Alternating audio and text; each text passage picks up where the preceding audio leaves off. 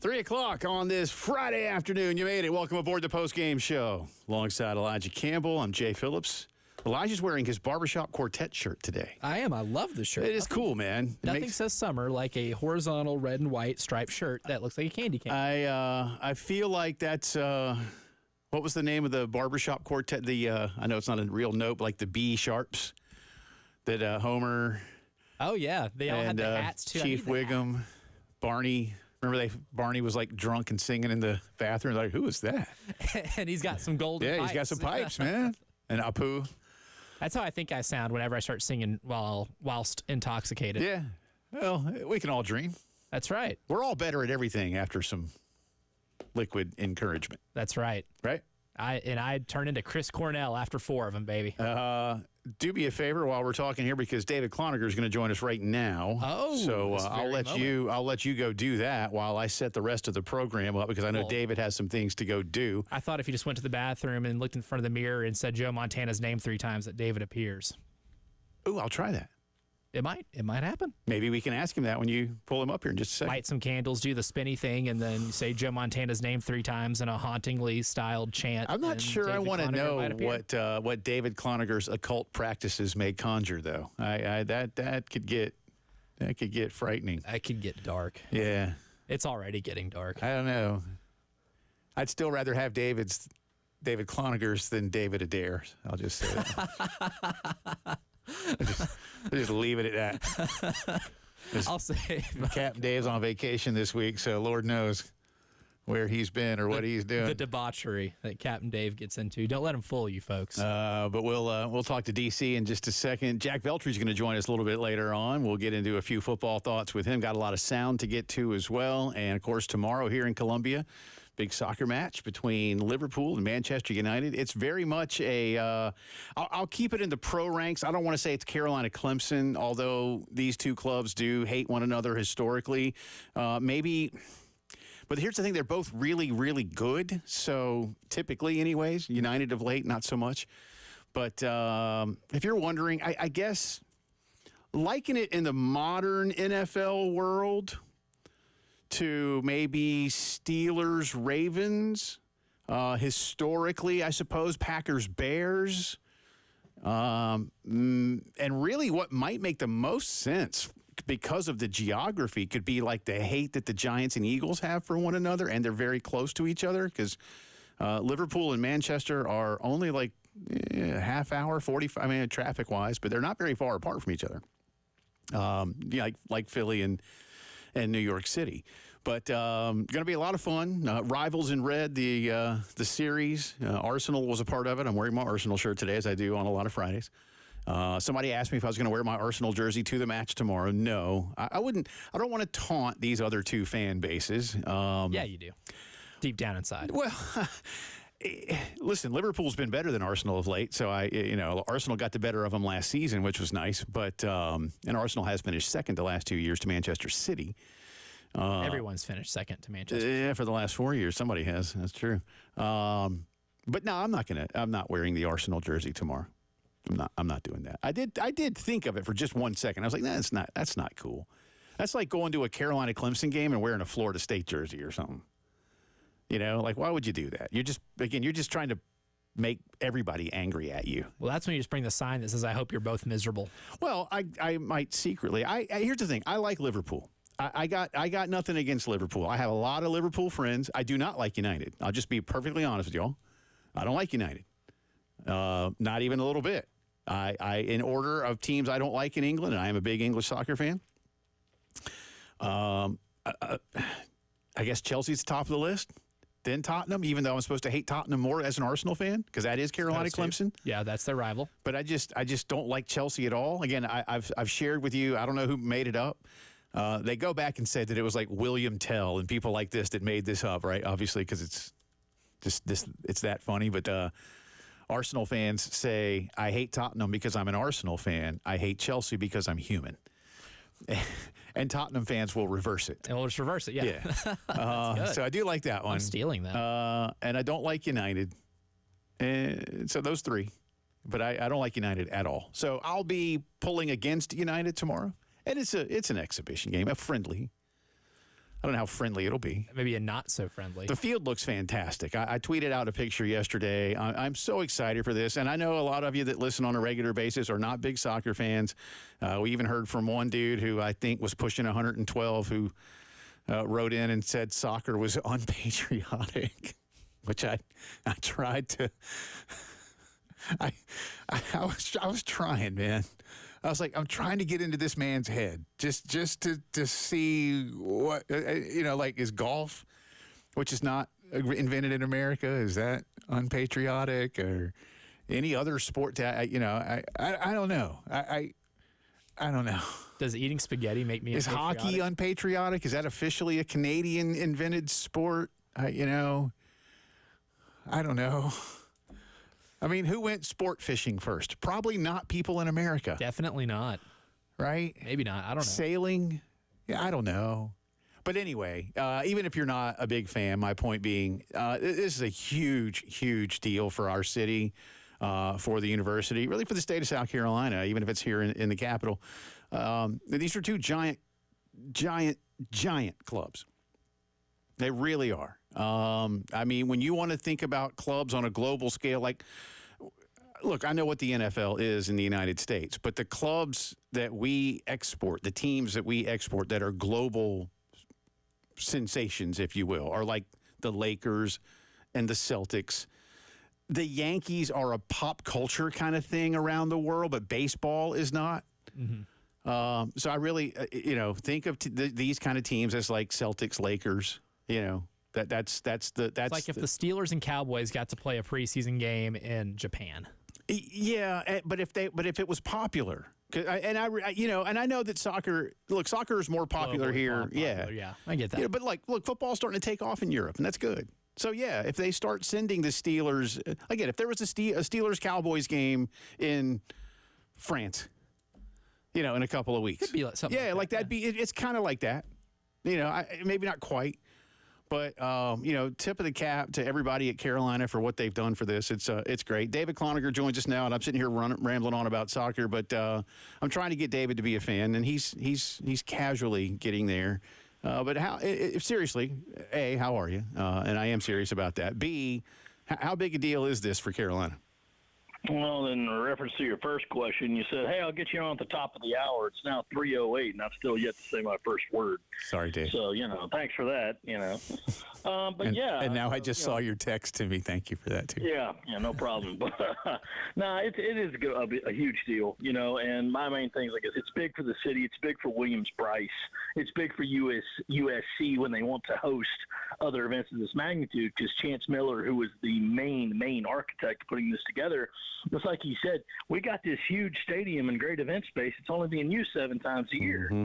That's ridiculous. Mm-hmm. I mean, let's get some money going here. That's the whole name of the game. So it's big for that standpoint. Obviously, they did announce a sellout, but I do know that they had like a flash sale yesterday, and the rain might affect it actually being a sellout when we watch it on TV. But I'm going to be there tomorrow in the stands with my wife. I'm looking forward to it. Just hope it doesn't rain. And just from being outside in the Vista at about 9:30 p.m. last night, I can tell you, I hope anybody coming over here, like from a British standpoint, is ready for this humidity, because at 9:30 last night it was still enough to choke a goat. So yeah, good luck. Good luck, and hopefully it won't rain. Well, speaking of the humidity, the guys were out in it this morning as Gamecock August Camp, as I call it, DC, got underway. I don't know what label you place upon it, but we heard Shane yesterday, and I know I got limited time with you, so I'll jump right into it, talking about how they as a staff, both strength and conditioning and the coaching staff, really wanted to look at those little things that could add up to prevent some of the things they saw last year from an injury perspective. How much of that do you think takes hold immediately in terms of what these guys are looking at from an individual standpoint and the team collective? Well, Jay, I mean, it's just going to be impossible to tell until someone does get hurt and what kind of injury it is, Jay. And obviously you hope that doesn't happen, but it's football and things are going to happen throughout the course of the season. So you try to be as preventative as you can. You try to do as much as you can to ward off those bad tidings. But unfortunately, if there was a way to cut it cold turkey and cut out the whole thing, they would have found it by now. So there's just no way to judge that. But they're doing everything they can, basically extra warm-ups, extra stretching. Shane called it an activation period before they start the real work. So you hope it goes well. We only saw one guy off to the side today, Bam Martin Scott, but didn't look limited anyway. He was just over there, doing like a kind of a personal workout with a trainer. So you hope it stays. And as Shane Beamer has pointed out, it wasn't so much the number of injuries they had last year. It's just that they all happened at one spot on the team and with the offensive line. So you hope it's better. You've done, and at least those guys can go to bed and rest easy every night. Know like, look, we did everything we can, but like last year, you can't help it when your starting right tackle gets rolled up on 4 plays into the season. It's football. It happens. Yeah. David, I think Nick Harbour is probably the most intriguing player in camp, or we're going to have the most, I guess, important role in terms of developing in camp, considering the lack of time he might have gotten in the spring and his lack of time with Coach Furry on this team. But as somebody who is now becoming more folklore than production so far because of his speed, because of the video game and everything that he's been asked about and everything that he is physically, how important is these next few weeks of him to get that one-on-one time with Coach Furry, and how do you see maybe his development shaping up? Because they're probably going to need somebody in that wide receiver room to be able to stretch the field a little bit this season. Oh, absolutely, Elijah. I mean, it's just one of those things where you have to have somebody that can go down there and literally throw it up and he can run under it. And you can only hope that he's half as good on the field as he is in that video game. Unstoppable. I haven't played it myself, but apparently it is, it's like Jerry Rice plus Randy Moss in one body on that video game. So, all he can do is go in and do the extra work, working with the jugs machine on his own, doing what Mike Furry tells him.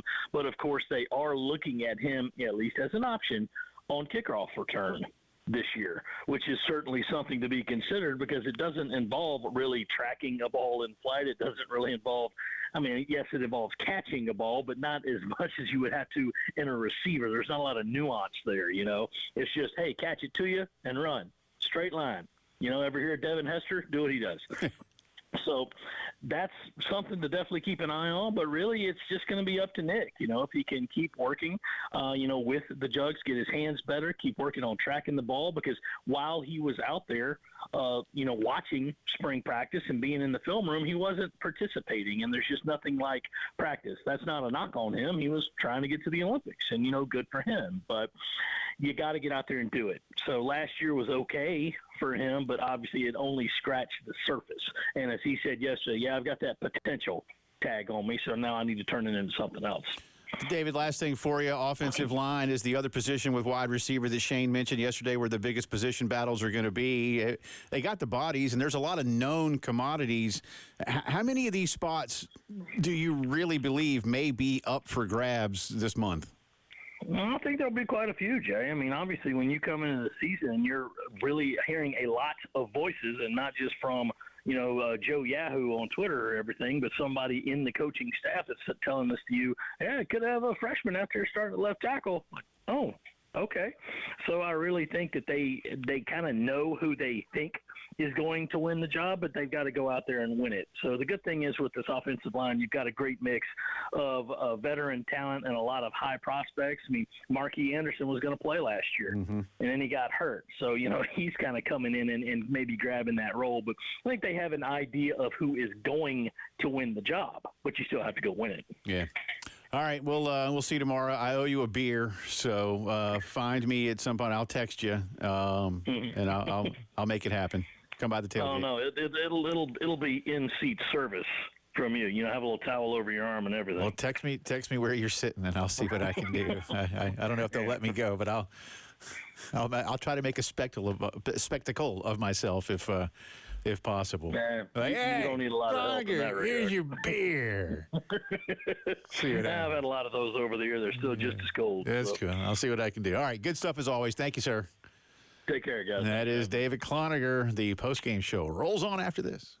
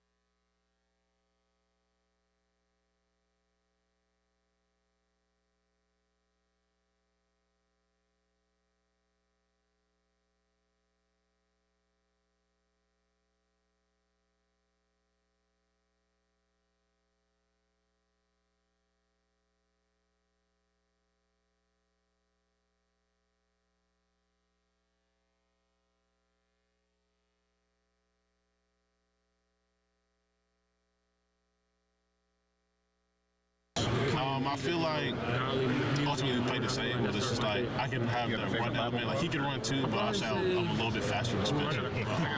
Other than that, like he was a good quarterback. Just trying to learn as much as I can from him.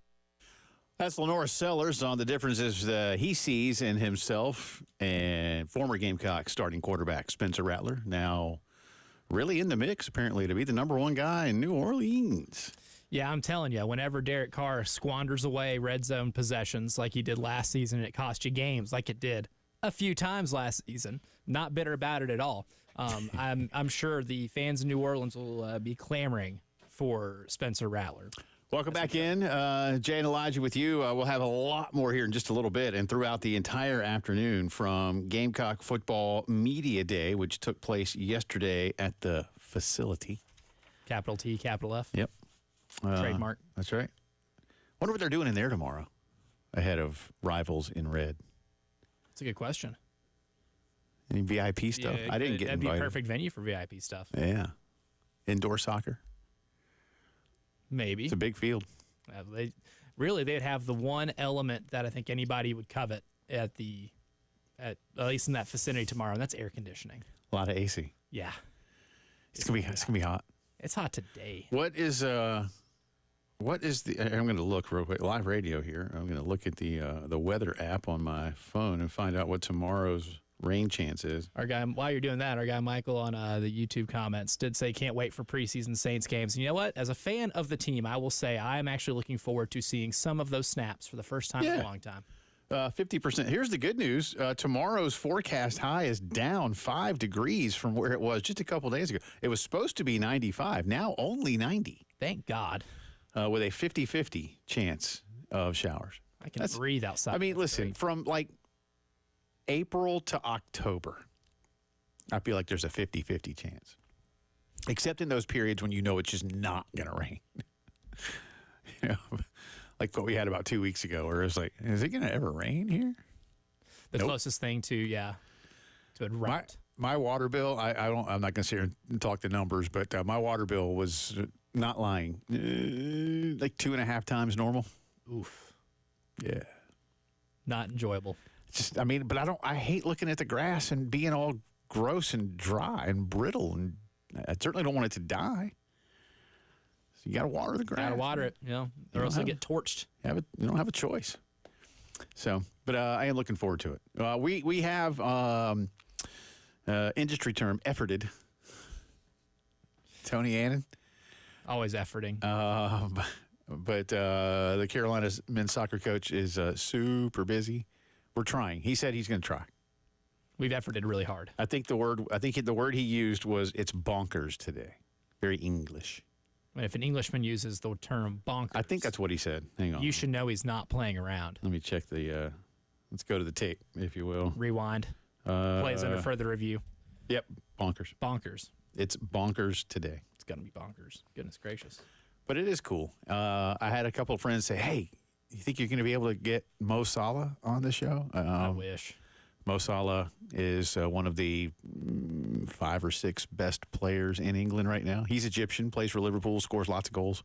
He's a goal-scoring machine. He is. I just hope we can get him to play. I just hope he plays a little bit. I think he will.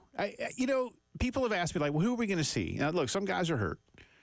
But these clubs understand how much these tickets cost, and that fans over here want to see these stars, even for a little. Like no way. I have a better chance of scoring a goal tomorrow for Liverpool than Mo Salah has of playing 90 minutes for Liverpool. You know what I'm saying? Exactly. These are exhibitions. Yeah. And it's their preseason. I'm sure they're trying to make roster cuts and do all. So you'll see, I think you will see, and Liverpool has some big stars. Yeah, I think you will see their stars play maybe a half, maybe 30 minutes in the second half. I would not expect to see a lot of Mo Salah. He scored the other night against my club up in Philly. He did. And Mo's also got a haircut. I almost didn't recognize him. I watched a little bit of that game, and I did not recognize him. I had kind of like double take. Yeah. Like super, like got it all cut off. So if you're looking for like the little mini afro, it's not there anymore. No. It's not.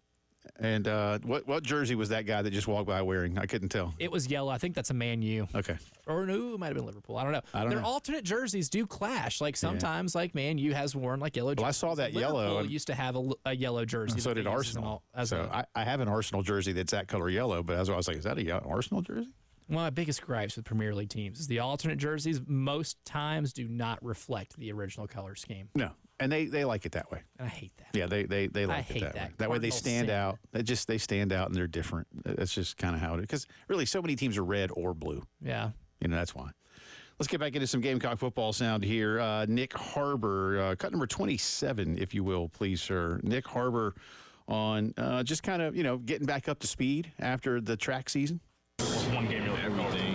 Just from what you said, spending countless hours and having very late nights. I'm talking about leaving the facility sometimes at 11, 12 o'clock. It's just, I got some good road trips. like, I got so much to prove to myself and to prove to everybody else, but just having fun with it, like seeing that all these resources out here around me, so why not use them? Like, you don't got no limits to chasing the work. The only person that can stop me from it is me, or unless Coach Beamer says I can't do it anymore. And he probably won't, unless I have to. So like that's what you want to hear. Like you want to hear that he has to stop doing it because he's doing it too much. So like that's what I just try to do. I mean I'm overworking myself now, so like it can all pay off on Saturday. And we understand that sometimes some of these clips, yesterday there's a lot of players in relatively close proximity to one another, so sometimes the comments will bleed over. That's what you hear there. But you heard most of what Nick had to say about just I'm overworking right now to kind of get, and you don't want to do too much. You don't want to, it's injuries can happen. Well, and that's what we just mentioned about preseason. You do have to be careful and ramp back up. The difference for him, he's really young and in incredible shape. But when you're coming off the season he was coming off of, there's really not a whole. I mean, the downtime, is minimal in terms of what he was trying to do, because it really wasn't until pretty late in the process that he and his coaching team, from a track perspective, decided to forego the opportunity to go to the Olympic trials out in Oregon. And again, like David said, good for him that he was getting there, and he has some really fast times, but you look at some of what he's doing in track at his age and his experience level, and then you're going to see some of these times in the 200 especially that are at the Olympics in the coming days, and be like, okay, he's still got a ways to go. That's why LA was always, and I hope he makes it. It's going to be really hard, but for now, it's like, okay, now I'll come back around to football, because I think he really does want to become a good football player. And this is a very pivotal offseason for him too. Yeah. I mean, last year you kind of get the grace period because you're learning a position at one of the highest levels you can possibly play this position at. And Shane did a really good job yesterday, I think, of kind of talking about some of the more nuanced things. Like track speed's one thing, but when you're a wide receiver, you have to learn a lot of technical aspects of being a receiver. Like, just because you may run in a straight line really fast doesn't mean you're going to have a good release off the top of your route, right? Or that you can be able to catch the ball in traffic, or with a, contested by a cornerback who is maybe a little smaller but is able to get hands in your face. Like, making contested catches is different. Playing through contact with very physical corners at the top of your route. There's a lot of different, very technical aspects to being a wide receiver that don't just involve being fast. That's a lesson the Oakland Raiders learned the hard way with Darius Hayward-Bay. Yeah, and at some point, too, many moons ago, you've got to show some production. You need to keep defenses honest. And eventually, either you're not on the field because your own team doesn't want you out there, or there's only so many, as I've said, decoy routes that a guy can run, especially at this level of football, before somebody else just goes, hey, they're not throwing it down. Yeah. You don't have to pay attention over the top. Right. You got to make teams respect you over the top, because that will open up so much more of what you're going to want to do in your offense. We'll hear more from Nick and some interesting cuts from Rocket Sanders on his choice to be here in Columbia. This is the Friday Postgame Show.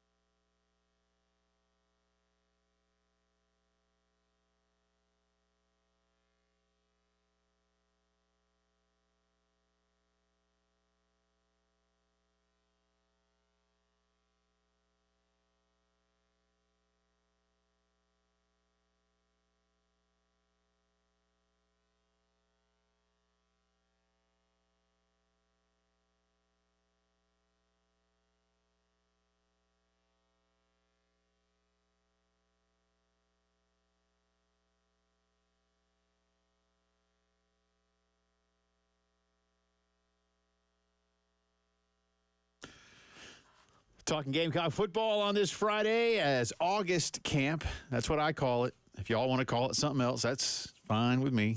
Sam Adams Oktoberfest camp. That sounds better. It's back. But calling it FALL camp, just don't cut it when it's, I got 96 in downtown Columbia right now. And they practice just about a mile and a half from downtown Columbia. It's probably very hot over there. I can guarantee it. I'm going to say it's just as hot down there as it is here right now. Disgustingly hot. Yeah, that's what we signed up for, man. It is. You know, and again, It's a trade-off. I love Columbia. I love my time here. I love the state of South Carolina. But I'm not built for this. it's not cold in February, so it's good. Not built for it. You'll be fine. I do miss winters. I miss snow. Yeah, I'd like to have more snow. Snow rules. I'll give you that. I'd like to have more snow. Before we get into some more sound, Leonard is on the phone line, and he has a question about Gamecock football. Leonard, happy Friday. How you doing? How you doing, sir? All right. One thing I got to say, first of all, forget Trump or Kamala Harris. Elijah here for president for putting me on this call. I appreciate it, sir. Well, we have to give Elijah 6 more years. He's not old enough, but but we'll go ahead and start raising I'll money. be eligible in 2 more cycles. Yeah, we'll start raising money. That way he has a big head start when he's 35 years old. Elijah. There you go. Elijah's a great guy from Alaska. I need you guys out here, but I had to ask him, how much time should we give Coach Beamer? Because I'm kind of nervous or concerned about the progress of our program. I think if you look at it, we kind of got a lot of lucky wins in 2022 against Charlotte and South Carolina State. And then it seemed like we got exposed and playing Alabama in Tuscaloosa and then having to go to Oklahoma and Norman. I mean, is there any do we have a chance for optimism here, or is it just going to be like a downward spiral? I just want to get you guys' opinion on that. Yeah, well, I mean, thanks for the phone call. Look, I can't answer that last question. That's why I say all the time, ask me around Halloween. I'll let you know how things are going. In terms of how long do you give Shane Beamer, I will say, as a lifer around here, Leonard, in my opinion, the single biggest thing that has held this program back is a false sense of belief in what it is relative to what it can be. And so those in charge, not always just a singular athletics director, fire the coach and start over. Well, guess what? Then you're starting over. And so you get this, oh, he's going to do it. And maybe not.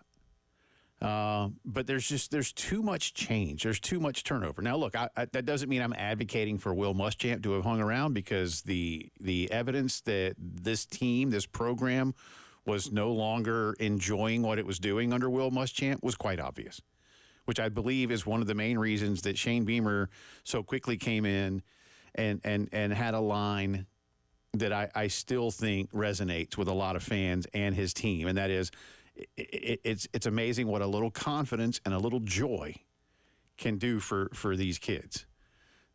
There wasn't a lot of confidence in themselves, and they weren't having fun. Look, it's I kind of air quote here, half air quote. It's a job, but it's part of the larger context of what they do as students and as young people. Steve Spurrier hung around for a while, and it did dip. And you had that really weird end to 08, had the bad end to 07, but you knew there was some momentum it was churning.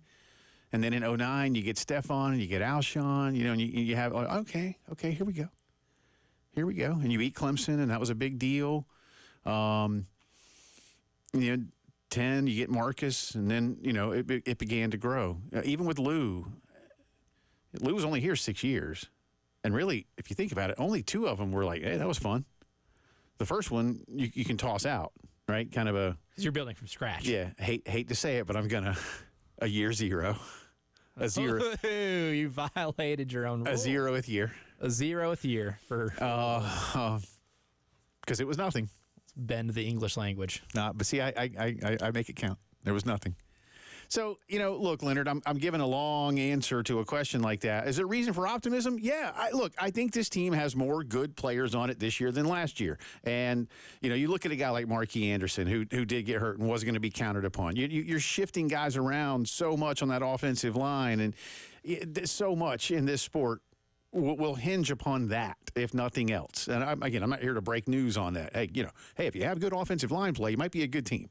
Write that down. Grass is green. August 2nd, 2024. Offensive line play matters.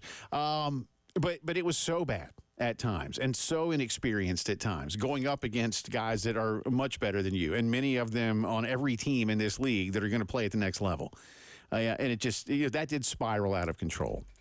But I see a lot of things that make me believe what Shane wants is happening. And sometimes you do take 2 steps forward and 1 step back. Yes, you got exposed last year for a variety of things. And you know what? Then when they finally made some tweaks on the defense, and started to tackle again, it made a difference. I remind people, Clemson didn't score an offensive touchdown on you. That's something. How much of something? You tell me. That's up to you. That's why I say there's fact and there's opinion. But the fact is that Clemson didn't score an offensive touchdown against you. And you held Kentucky to only 14 points. And you made, And did they? Well, I'm trying to, right. So I was trying to think, didn't Kentucky have something weird where they kind of scored? Maybe I'm forgetting now. Might have been a turnover or something. I can't remember. But, they didn't run up and down the field. No, they didn't. Which is kind of what we thought might happen because Ray Davis was having a banner season. Yeah. He, quite frankly, didn't run up and down the field on you. Once you locked it down, and yes, you wish you had done it sooner, but you didn't. But 2 years in a row, I've seen the head coach, as I've said many times, I've seen the head coach on offense a couple of years ago, on defense last year, go to his coordinator. Hey, listen, find a way to make this better because we got some guys that can do it. And then you saw some tangible, positive change. This year, again, cross your fingers, optimism-wise, Leonard. You don't have as many injuries. You will have some injuries because this sport has injuries. That's why you have a big roster. But one thing I don't want people to start doing, and because I just don't think it helps, we got to get somebody else. You don't start to poison the well in year 4. I'd like to see South Carolina this time around, maybe regardless of what happens the next couple of seasons, take the approach that Mitch Barnhart did with Mark Stoops at Kentucky. Again, after 5 seasons, Mark Stoops was 25-35, averaging 5-7. At almost every school, not just in the Southeastern Conference, but maybe at the Power 5 level, almost every school. All right, that ain't happening. You're fired. Thanks. Here's your rice and roni parting gift, and enjoy your next job and your buyout check. You can buy a lot of rice-a-roni with that. And now Mark Stoops, again, I'm not saying that Kentucky lights the world on fire, but now Mark Stoops is the longest tenured coach in the Southeastern Conference, and he has built a very respectable program relative to annual expectation. I think there's plenty of reasons to believe Shane Beamer can do the same thing. And I'll keep saying it, y'all. If South Carolina could even begin to approach what Iowa is, forget about Ohio State or Georgia or even Penn State right now. If you could be thought of like Iowa, hell, if you could be thought of as a little bit better than Kentucky and Missouri, you've taken the right steps. Which is why beating Kentucky last year is a paramount. Really good yes, step. It's a big, and then now you've beaten them 2 years in a row. And if you could do it a third time, it's going to be a big deal. Well, especially this year, because Leonard did allude to the schedule and some of the road games you have to play. Yeah. And if you fall that game against Kentucky, you're going to have to steal one against Alabama or Oklahoma or anybody else that you're going to be playing on the road. Your SEC road slate is pretty intimidating. So that game against Kentucky, not just for the purposes of what we're talking about here with the growth of your program, right, but just to be able to salvage a really good season with a really tough schedule and in a transformative year on offense. But too much change, Leonard, does not lead to what people want it to. And I speak from firsthand evidence of that around this program. Sparky to Brad, it's just things like that, and Will. It's just, continuity matters. Yeah, it does. All right, postgame show coming back on the other side.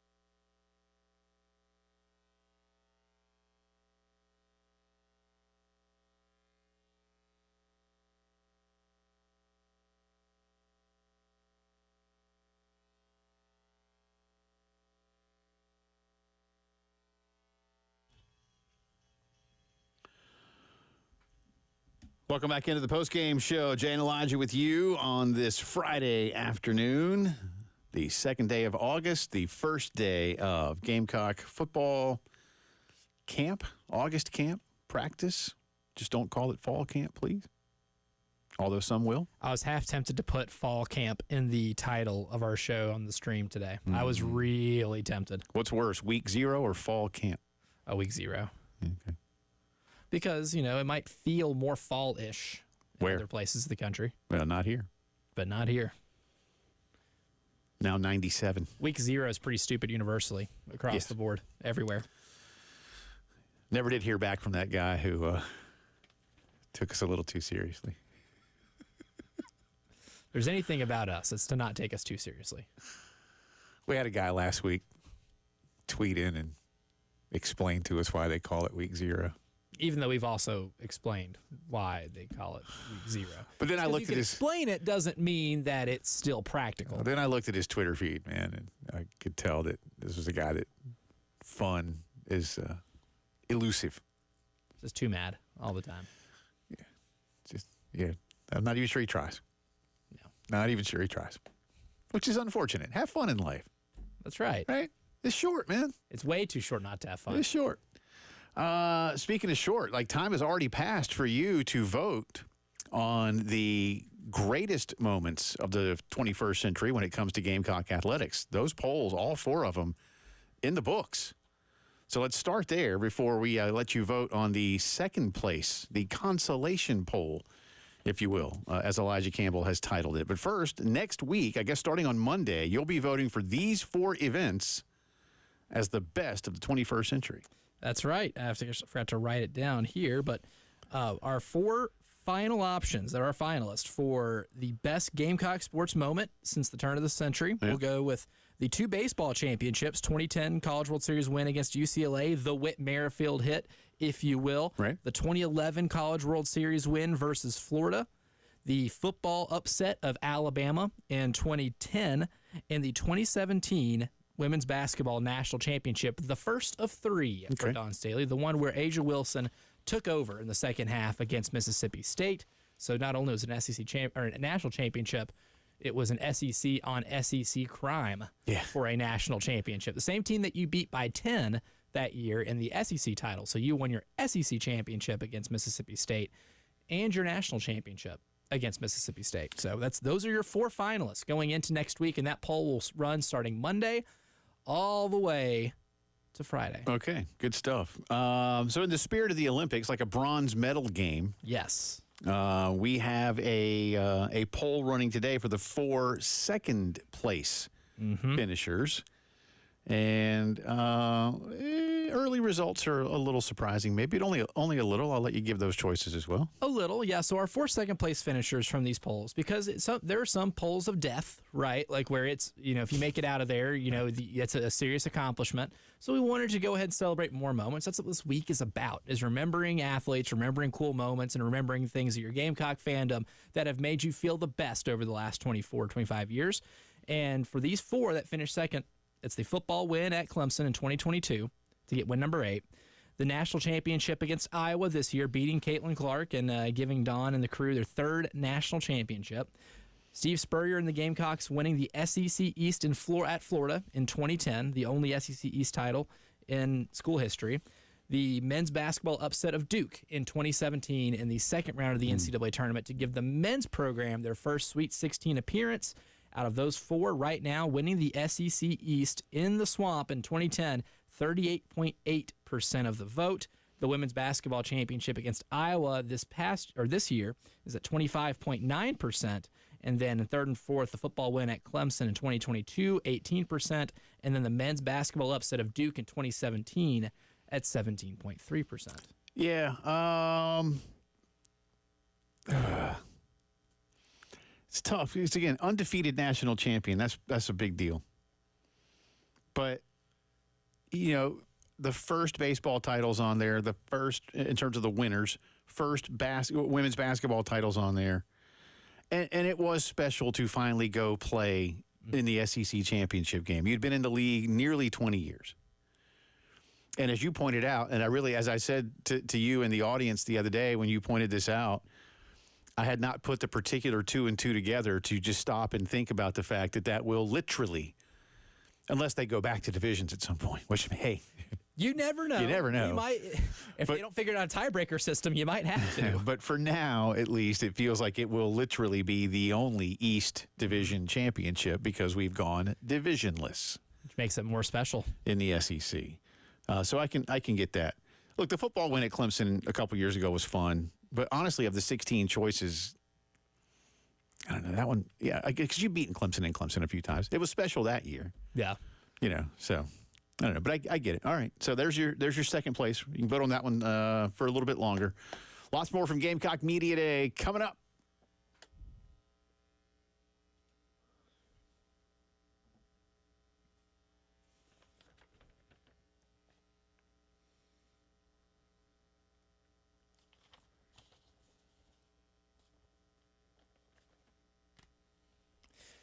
Columbia Secret for Weight Loss. My friends that have helped me achieve my weight loss goals here in town are celebrating a very special anniversary.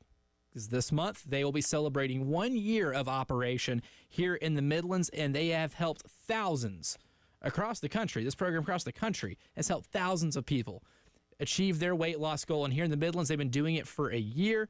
And honestly, the results speak for themselves. But they're doing something really special for this month. And that is a buy one, get one plan. So you can experience this program with a loved one, friend, family member, anybody else that you're going through your weight loss journey with. You'll be able to reap the benefits of Columbia Secret for Weight Loss with them with this special this month. And if learning the secret of losing up to 1 pound of unhealthy fat per day and starting your own success story like myself is inspiring to you or a friend or family member of yours, give them a call. 803-824-4210. Again, 803-824-4210. Results may vary.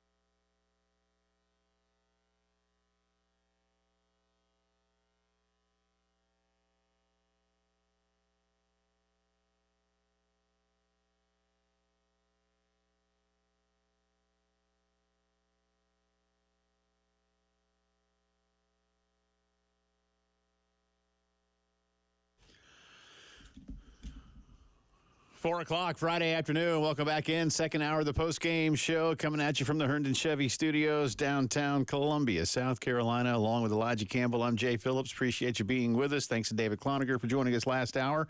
Coming up in the 5 o'clock hour, our buddy Jack Veltri of Gamecock Central going to join us. He was down at Gamecock Media Day yesterday as well.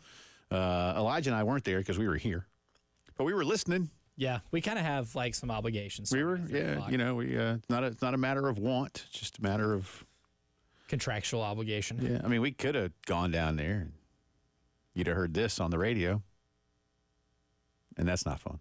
No, wouldn't have been a very like just a few seconds ago. That wasn't fun. Like we don't like that either. We don't like it. No, it makes my skin crawl. Yeah, I don't like it either. That's why, you know, if people ask why we fade to black in commercials sometime. Do you get that as a question from time to time? Occasionally, every now and then. You know, maybe not as much as you might think. But no, I wouldn't want people seeing me whenever that happens. Whenever we have those gaps in commercials. Sure. Because it's not lovely. It's not my best side. Sure. Some people would say showing my ass. That would be me. And I will avoid that being aired out.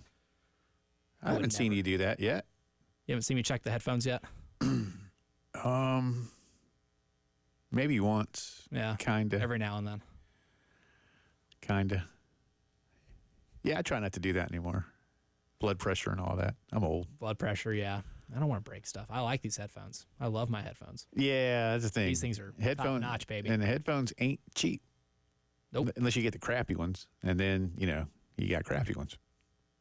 Then they're breakable. What's the point?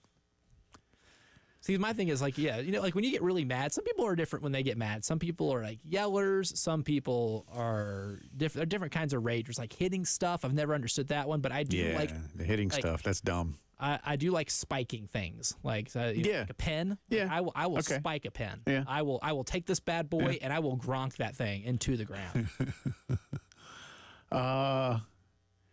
Yeah. Sometimes I might get a little heated, a little animated.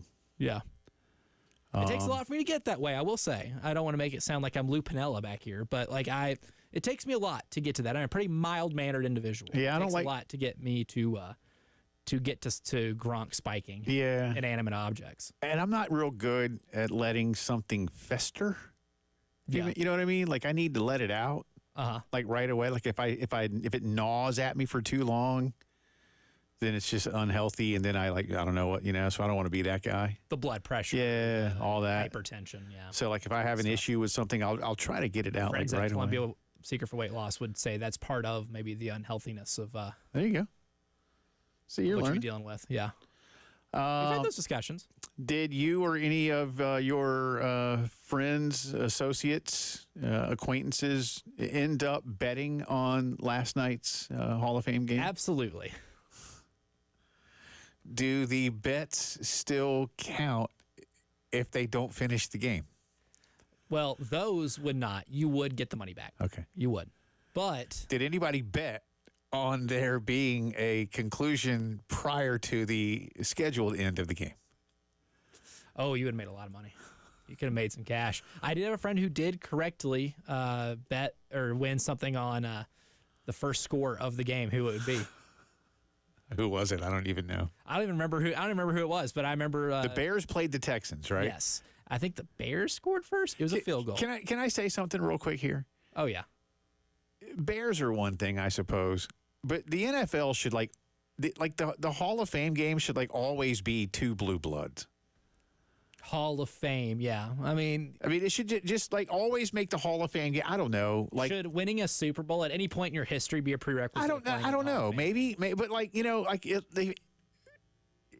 and I'm just throwing two teams out, and I won't throw my own team in there.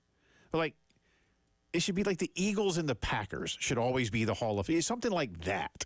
You know, the Giants and the Raiders. I hate to say the Raiders. That makes me feel bad. I don't like the Raiders. All right, is. But I'm a Bronco fan. But the Bears and the Texans, I'm sorry, Texan fans, if you're all 8 of you, nobody cares. Do they? Am I just being mean now? Nobody cares. Nobody cares. No. Have we seen any overnights? The Hall of Fame game insane as well, in itself is like a nobody cares fest. Have we seen any overnights? Because the Olympics are going on.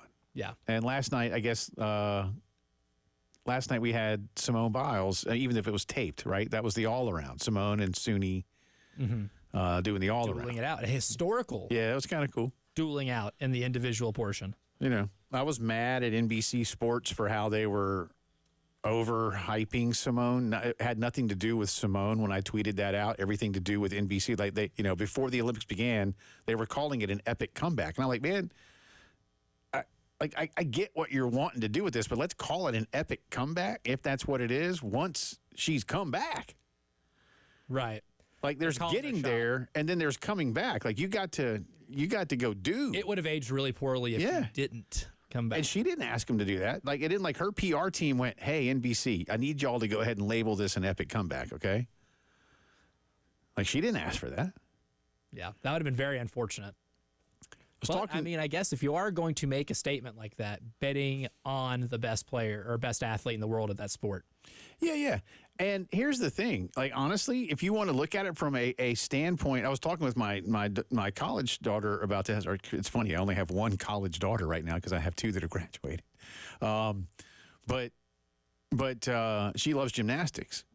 And she made the point that you might actually have been better to label Suni Lee as a comeback relative to Simone Biles. Simone Biles was never injured and away from the sport. She had a really bad Olympics, and we understand why. It got all in her head, literally, and she did not feel good about it. But Suni Lee had like this really rare, like double kidney disease thing, man. And she had to quit for a year and get better, like literally physically healthy again. And this is someone who won the gold medal last time. And so to miss a year just to hope you can do it again. Leading up to another Olympic. And then be part of the team that wins the gold and then finish in third in the individual competition. Like that's a comeback. It's a great comeback. And again, that has nothing to do. I'm not dogging Simone Biles.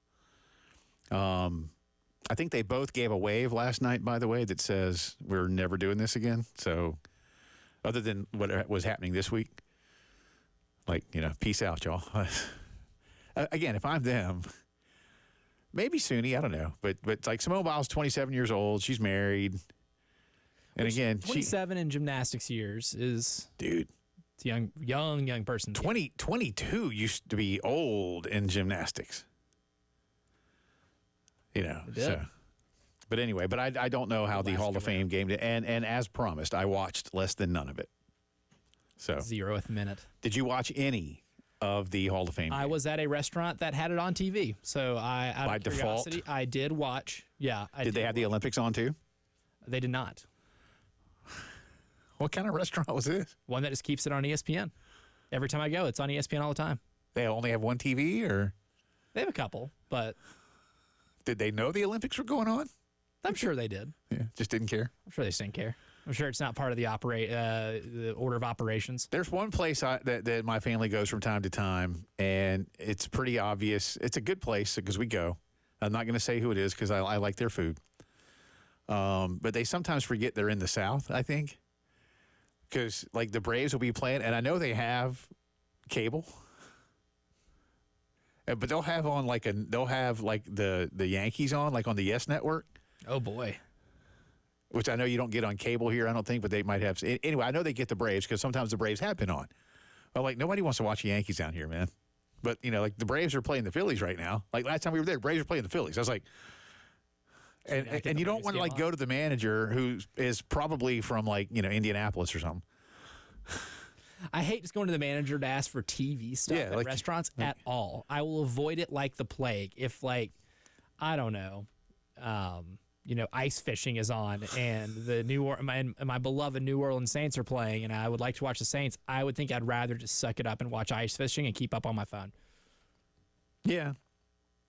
Well, that's what I do. I've worked in restaurants, man, and they're like, it can be out of your way. The last thing that find anybody... the remote for this TV. Right. And try to go change it. Like,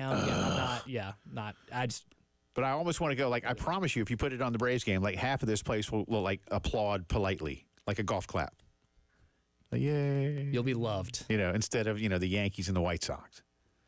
Making anybody watch the White Sox while they eat food is incredibly rude, is disgusting. You wouldn't have the Saw movies up there, would you? Or anything like that? Like, don't make people watch the Chicago White Sox. That's fair. It's disgusting. There are kids in this establishment. Might Don't rather let them watch the that. sport that is the Saw movies. Yeah. There's a game involved in there, right? Sort of. I mean, they start every one with if you would like to play a game, even though I don't think the question is meant to be answered. It's a competition.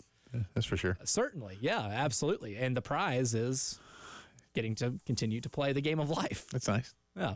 It's good. But I think that would be more appropriate to be put in restaurants than watching the Chicago White Sox. Do you know what's official today across large swaths of the United States of America?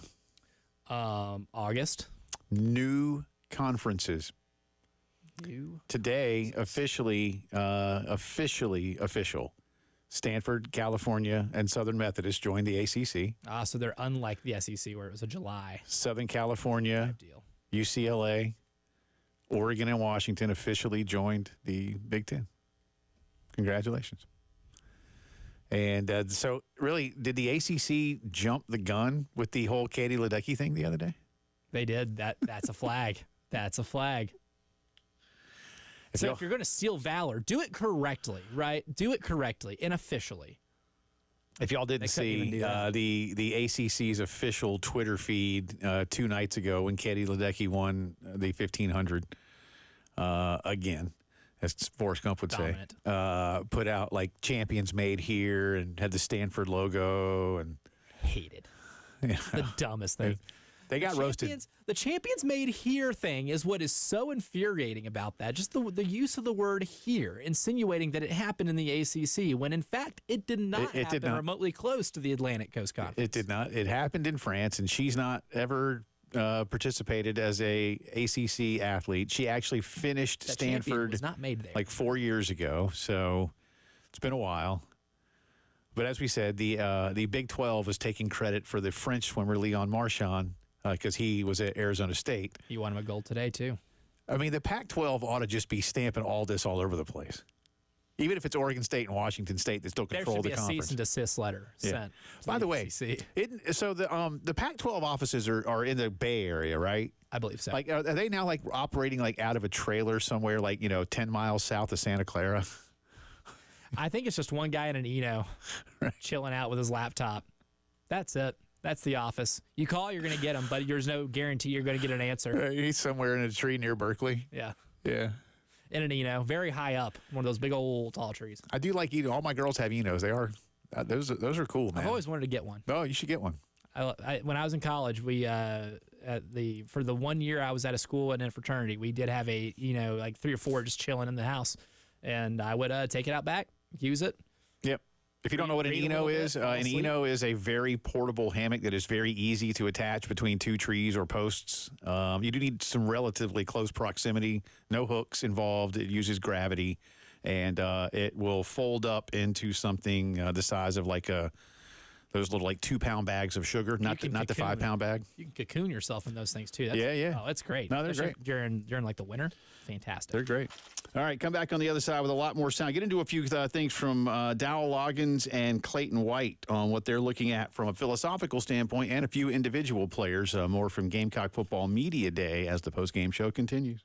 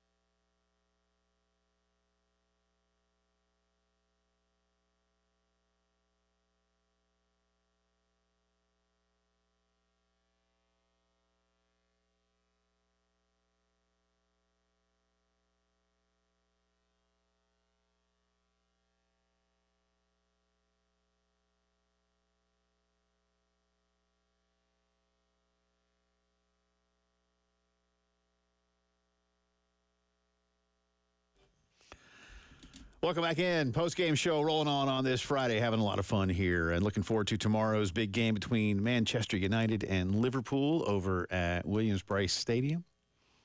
Be out there doing a little tailgating. It's fun to go out and just not have to work at all. You know, you're gonna work it, yeah? Oh, yeah. That's not work. It's fun. That's true. I don't consider it work. That's true. We'll talk more about that coming up for you in just a little bit. In the meantime, let's start with the Dowell Loggins cuts here, please, Mr. Campbell. And number 15 is intriguing here. You know, the question was the unknown, and in terms of just, you know, what a lot of defenses want to throw at you, and how it is that you try to operate in that new sphere of college football. Here's what Dowell had to say. Question from the offense, it is definitely Tammy. You lost a quarterback, in my opinion, that was as good as anyone in a first-round draft pick, wide receiver, and including Trey Knox, who's with the Vikings now. So you lost probably, I don't know what the percentage was, but it's a huge chunk of your production offensively. So now it's about finding guys that can replace those guys, and it's almost a Moneyball theory. Is you're not going to replace Xavier Legette with one person. We're going to need three people to do that, and you're not going to. Lenore Sellers is not going to be Spencer Rattler. Right, Spencer Rattler started 30 games by this point in his career, but he needs to focus on doing his job and playing well, and we need the other 10 guys around Lenore, if he continues to train and he is the quarterback, to play well. And it's going to be more 11 guys playing well versus 2 superstars that keep you engaged and provide production offensively. Dowell Loggins on, you know, again, what it's going to look like for the Gamecocks. On that note, he was also asked where he believes the team is right now relative to where he thinks it needs to be before they play ODU later this month. That's for me right now. I've been, they're with the strength staff right now through July, the month of July, and I couldn't begin to answer that question. We're right where we need to be, starting training camp right now. But you got D. Campbell's a brand new receiver, Dre's a brand new receiver, Michael Smith's a freshman that we haven't seen yet. Matthew Fuller is a freshman that we haven't seen yet. Rocket Sanders has not taken one snap as a Gamecock yet because of injury. So we have a lot of unknown. I'm excited about our kids and our players and the talent they have, but you'll be able to ask me that, and I'll be able to answer that question a lot better probably about next Monday after 7 installs and a scrimmage, and I'll have a lot better idea of what this team is and the direction I think we're going offensively that way. All right, well, at least he didn't give the answer I give, which is ask me around Halloween. If he gave that answer, it might be a little concerning. Coach can't do that, can he? No, a coach answering a question of where are you guys at right now, where you need to be, I don't know, is not a very good that's not what you want. It's not a good answer. I wouldn't feel great. One name you didn't hear in there, but is also an unknown and new, and I love this answer. Cut number 16, please, Elijah. This is Dowell going about a minute on freshman receiver Mazeo Bennett. I love Mazeo. Mazeo is a competitor. He's smart and tough, dependable. And those are the three things. Like when you ask me, like when you're looking at a guy, you talk about you have performance character and you have relational character. You have performance character. You're talking about the smart, tough, dependable kids, and he's come in here and learned, and he doesn't make the same mistake twice. He works hard. He's very competitive. He has a mentality. You have the word dog mentality. Like that's Mazeo has that, and we need to keep recruiting kids like that are smart, that can give information back to you quickly, because what happens in games is like you're sitting out there and like you can't wait to the sideline till you get to the sideline to tell the quarterback, hey, they're pressing me on the backside, or I'm getting bracketed. You got to tell them in game in the huddle the next play, like, hey, they bracketed me on that last third down or whatever that thing is, or the situation was. But like that's what gets you excited about Maisie. It's not just the talent, but it's the mental makeup as well. I wonder, it's kind of rhetorical, are we sleeping on Mazeo Bennett around this football program? I think the big thing with Mazeo, in terms of talent, I think it's there. You saw it in the spring game. I thought he did a really good job against some starting corners on this team of getting open, finding gaps, and being able to secure, passes. I just think right now with the way this receiver room is constructed, with not just the talent, but the experience, there's a lot of guys that transferred in that have a ton of college football experience at various levels. I think that's where he kind of might get lost in the mix a little bit when it comes to dividing up this production pie for your receivers. He might end up getting smaller portions, but if he's able to continue to prove himself, I don't see why he can't be a contributor on this team. But I think one of the reasons why maybe we don't talk about him as much is because when you do add as many transfers as you did with, Jared Brown, who was really productive at Coastal Carolina, Gage Larvadan, who was very productive at Miami of Ohio, Amari Huggins-Bruce, who showed flashes at Louisville, then you have a lot of guys. Delvin Campbell, from Nevada, who was the deep threat that you got, a guy who proved to be a really solid down-the-field target in the Mountain West Conference. You have a lot of guys that showed a lot of production at that level, and the expectation should be those guys are experienced, they're a little more developed physically, maybe a little more mature, mentally, but it's what it sounds like right there from what Dowell said. Mazio's got the maturity part and the mental aspect of being a wide receiver in the SEC down. I think it's just him finding his place in a crowded wide receiver room, even though that wide receiver room does have some questions on who steps up and gets a majority of the targets.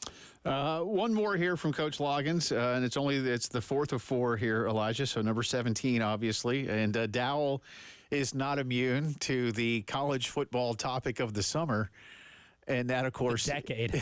And that, of course, is the new EA Sports college football game. And he was basically asked about, because like Nick Harbor has a 99, and then some guys were complaining about their rating. And here's what Dowell said about that. If you don't like your rating, play better.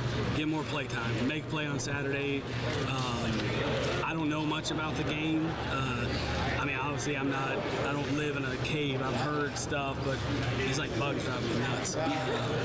But if you're not happy with something, and work. Go ahead and do your job. And I don't know how they get the ratings. I don't know who comes about that. I was not consulted on any ratings. More importantly, so I can tell these guys hey, I don't know. I don't play. I'm not sure on that. So just play well. That's fair. Fair assessment. Yeah. And EA Sports not calling offensive coordinators. So to consult with ratings. Yeah. But I don't know who they were calling. But again, when it came to road environments, if you will, there was a lot of controversy about that. So I don't know who they called on that either, but I do remember that one school had an administrator talking about false starts. Was that chapped? Was that completely chapped about being excluded from the top 10? It's one thing for a fan to do it, maybe even a writer, but when I saw an actual in the game, administrator, here's the number of false starts that the opponents have had in our stadium. Okay, cool. It's a video game. Congratulations, man. We'll come back on the other side. I promise you some sound from Rocket Sanders as we continue talking about the offense, and we will get into a few from him and Nick Harbor as the postgame show continues.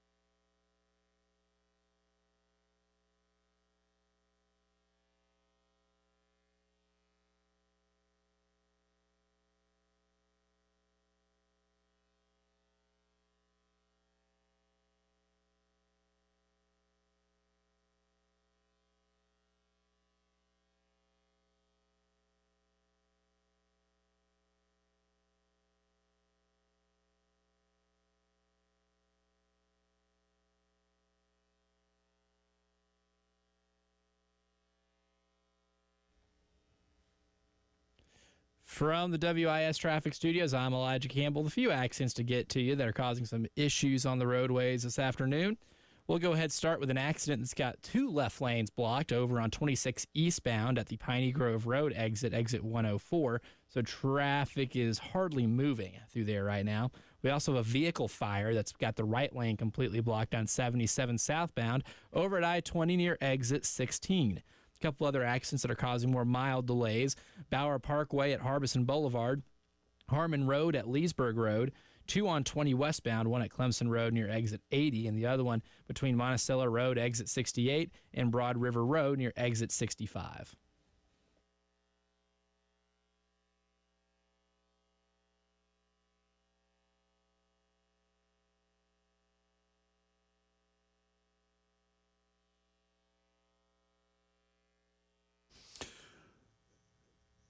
Talking some Gamecock football, SEC teams starting camp all across the conference today, or at least this week.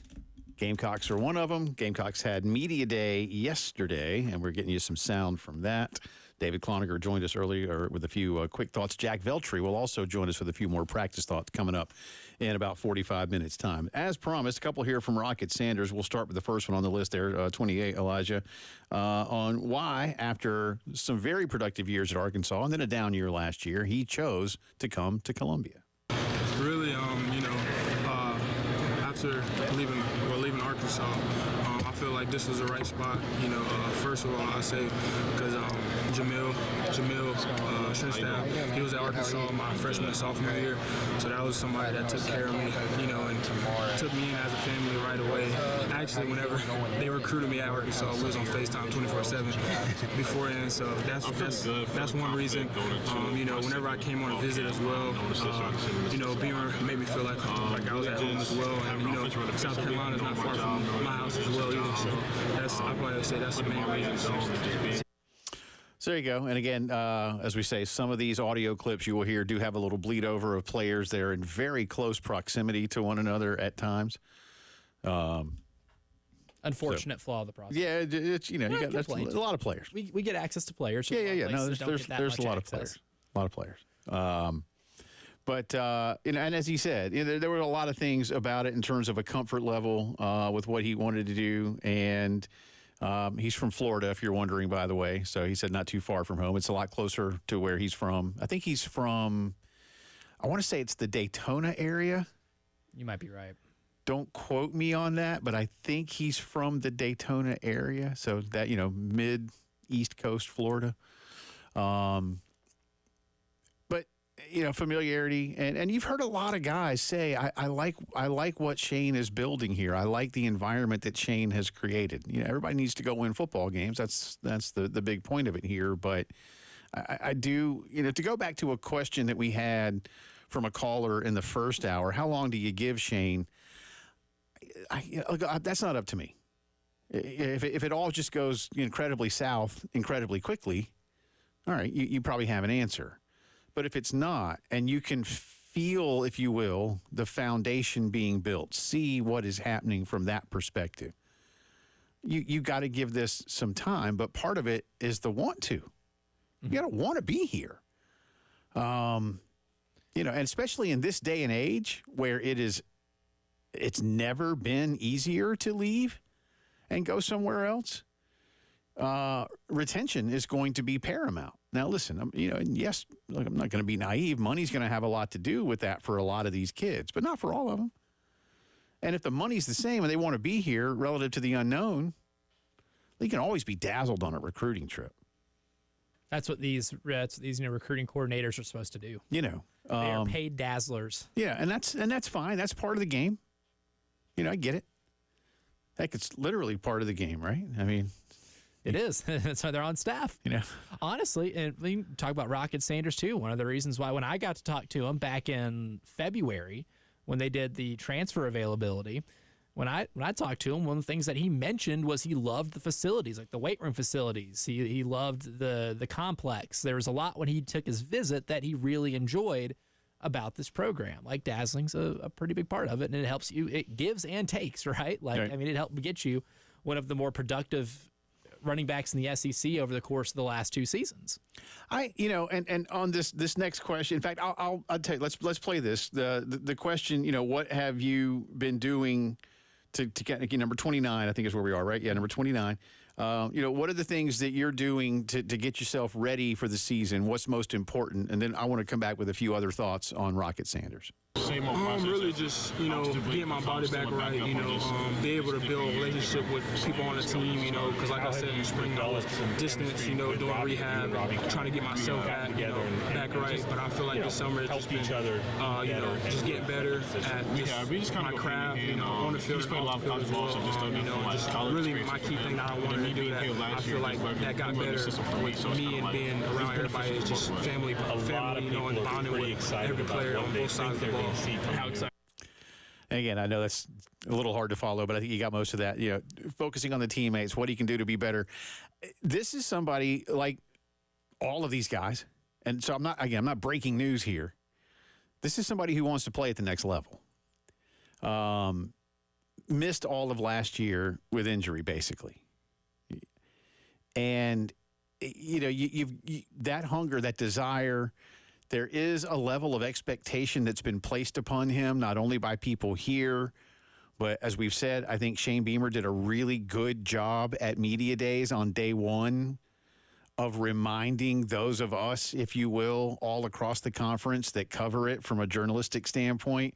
Hey, remember, he was pretty good. And it got Rocket a nod on the second team preseason all-conference squad. Take that as you will. Yep. I mean, the discourse this time last year was who's the better running back between Quinshawn Judkins and Rocket Sanders for the best in the SEC. Right. Those were legitimate conversations that were being had. Right. And Judkins left, and he's now at Ohio State, where he's going to probably do some really good things, but is amongst those who, well, there's always those heavy expectations. It would have been nice, by the way, just real quick, to see him stay in that Lane Kiffin offense one more year. Oh, I get it. Look, I get it. This is the world we live in. He's going to be the clear starter at Ole Miss. He's going to be splitting carries with Travion Henderson at Ohio State because and that's what Ryan Day has a legitimate number one running back. Yeah, and Ryan Day is going to be fine with that. But it's an embarrassment of riches. Yeah. But when it comes to what Rocket's going to do here, again, that hunger to prove it, not only in the Southeastern Conference or to help the Gamecocks win games, but you figured there's a motivation in him that's very similar to what you saw in Spencer Rattler. Yeah, I am better than y'all think I am, kind of a thing, and how much that pushes him, we'll see. But I do like that part of the equation.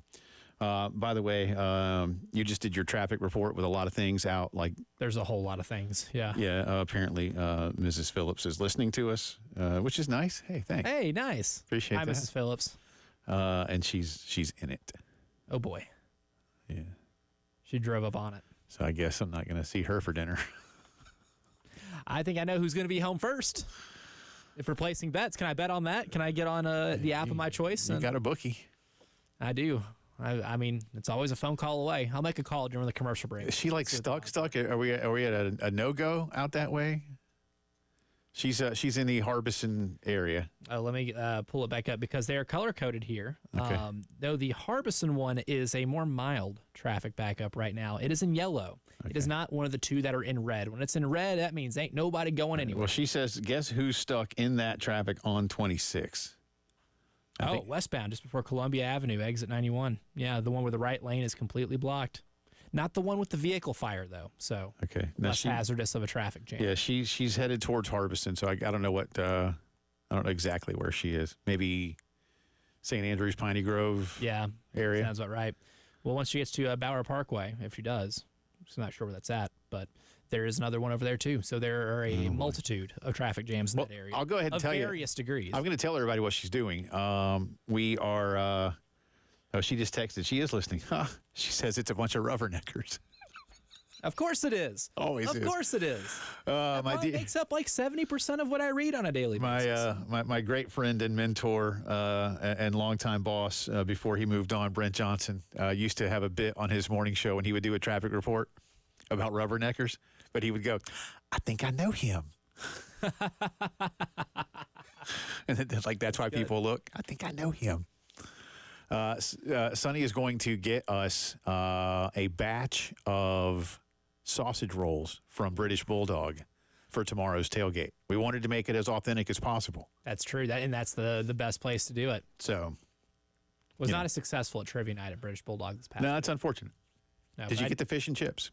Did you get the bacon, chicken, and leek pasty, which I told you need to get? Ooh, I have not gotten that yet. Yeah, I need you to not get wings next time. Oh, but they're Oh, I know. 12 I'm bucks, down. man. I'm down, man. That's such a hard deal to pass I'm up. down, but I need you to because Can't get that anywhere Their else. English food is so good, and you know what you could eat. We were talking about like having a trough of food at Cracker Barrel yesterday. Their like Dijon mashed potatoes. Well, that does sound delicious. Because they make them love in-house. Mashed potatoes. They don't get. It's not like a box of Hungry Jack or whatever.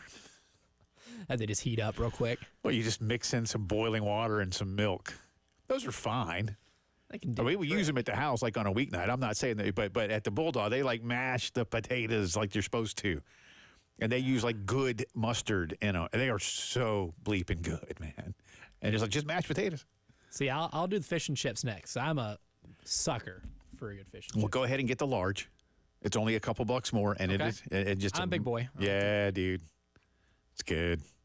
You know what else is really good? They have like the same haddock on a sandwich with like slaw and dressing.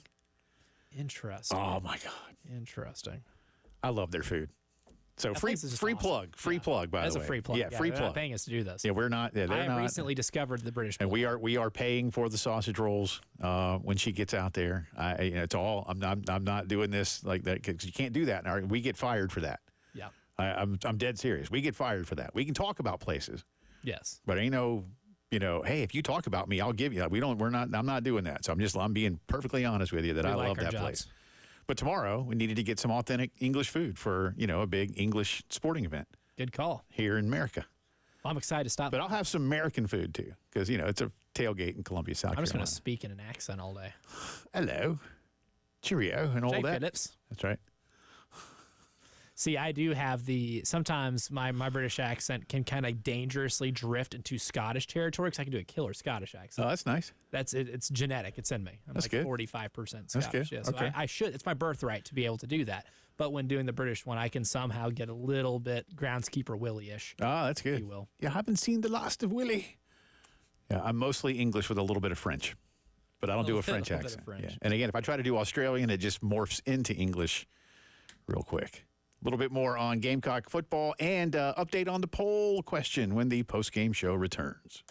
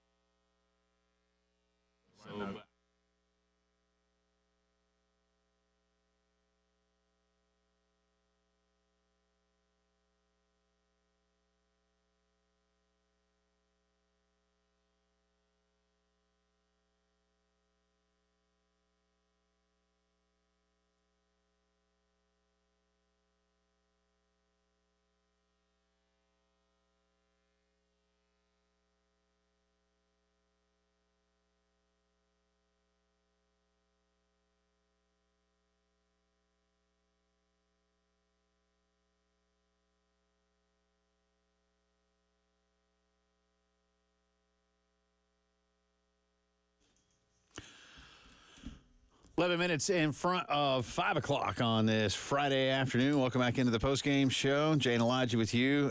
Cloudy in downtown Columbia, but a very comfortable 98 degrees. For those of you who are from somewhere else here for the big soccer match tomorrow night. I'm sorry. Welcome aboard. And yes, it is often like this here. Sorry. Yeah. No, I'm not sorry. I mean, I can't apologize. It's not my fault. But yes.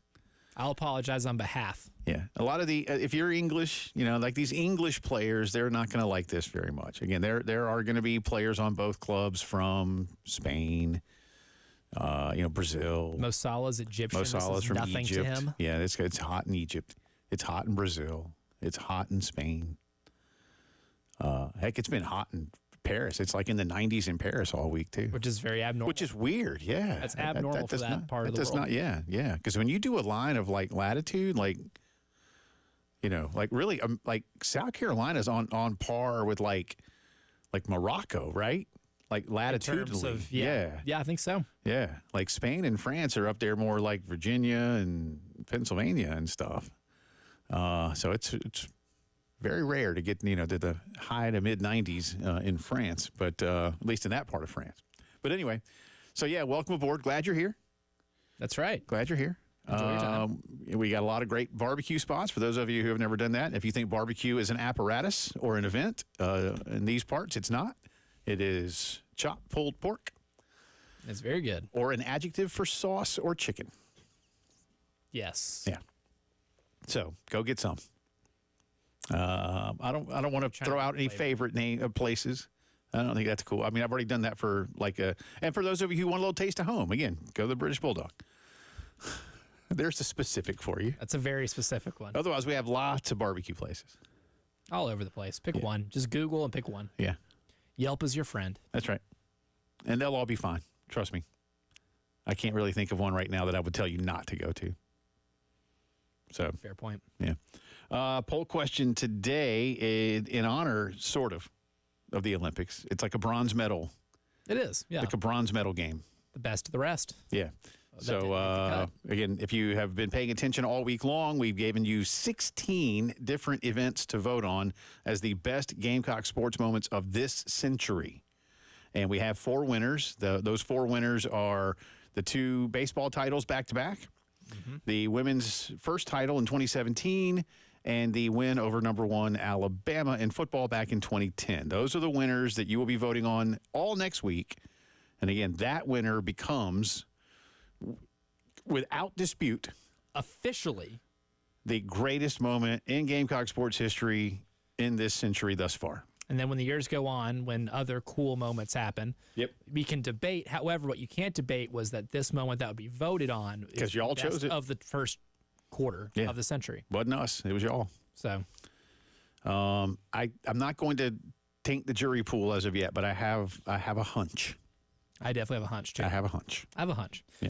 But for the our consolation bracket, we have the football win at Clemson in 2022, the national championship where Don and the crew capped off an undefeated title run against Iowa, winning the SEC East in football against Florida in 2010, and the men's basketball upset of Duke in 2017 featuring Jason Tatum to get to their first ever Sweet 16. And right now your leader for our bronze medal, if you will, is winning the SEC East title, the only SEC East title in school history, and it will be, in 2010. That's at 39.2% of the vote, so a pretty good portion of the vote here. And then the women's basketball title against Iowa is at 17.7%. The football win at Clemson in 2022 is at 16.9%. And the men's basketball upset of Duke in 2017 is at 16.2%. More likely, Southeastern Conference football goes back to divisional play, or Pac-12 reforms with at least 4 of the members that have just recently left. Pac-12 reforms. Okay. I feel pretty decent about that. I'm telling you, while the money is good up front, schools like Cal is going to be traveling for the football season alone this year. They'll be on a plane covering distance that's almost the circumference of the earth. Yuck.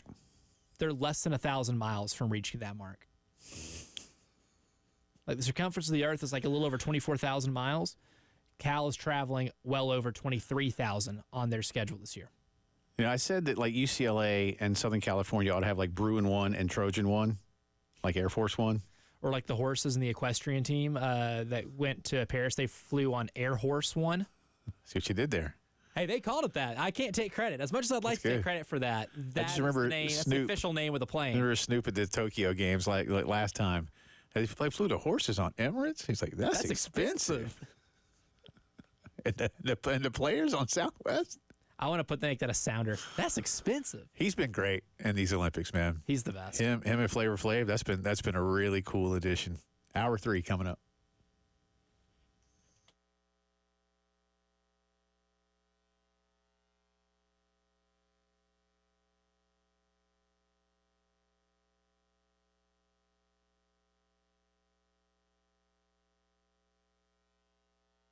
Palmetto Citizens Federal Credit Union. Love telling you about these folks. Why? Well, listen, we all need banking services. Unless you like to put your money in a mason jar and bury it in the backyard, then you got a bank somewhere, right? And you can do it for less when you use Palmetto Citizens Federal Credit Union. They're not for profit. They don't return earnings to shareholders. They don't loan money out of the area. It all stays right here. And that means lower rates and fewer fees for your banking, whether it's checking, savings, credit cards. Great rates right now on car loans. If you are getting something new for yourself, maybe one of the kids heading off to school somewhere, you need them in something safe and reliable, but you don't want to stretch those payments out, check out what Palmetto Citizens can do for you. My wife and I are members. We love what they've done for me, or for us, I should say, and our family, and we think you'll love them as well. 14 very convenient locations all across the Midlands of South Carolina. We use the Millwood branch, if you're wondering. And you can always check out everything they can do for you at palmettocitizens.org. A lot of great rates out there for a lot of good stuff. Check them out. Palmetto Citizens, achieve your potential.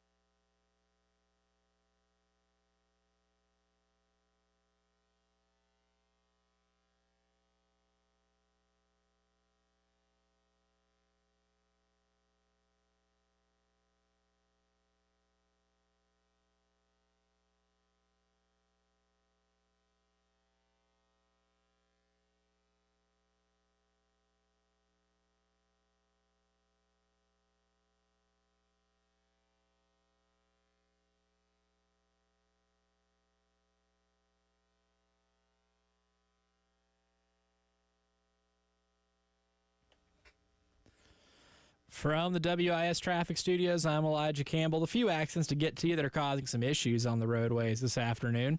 We have an accident that's got the right lane completely blocked on 26 West just before Columbia Avenue and exit 91, so traffic moving very slowly through there.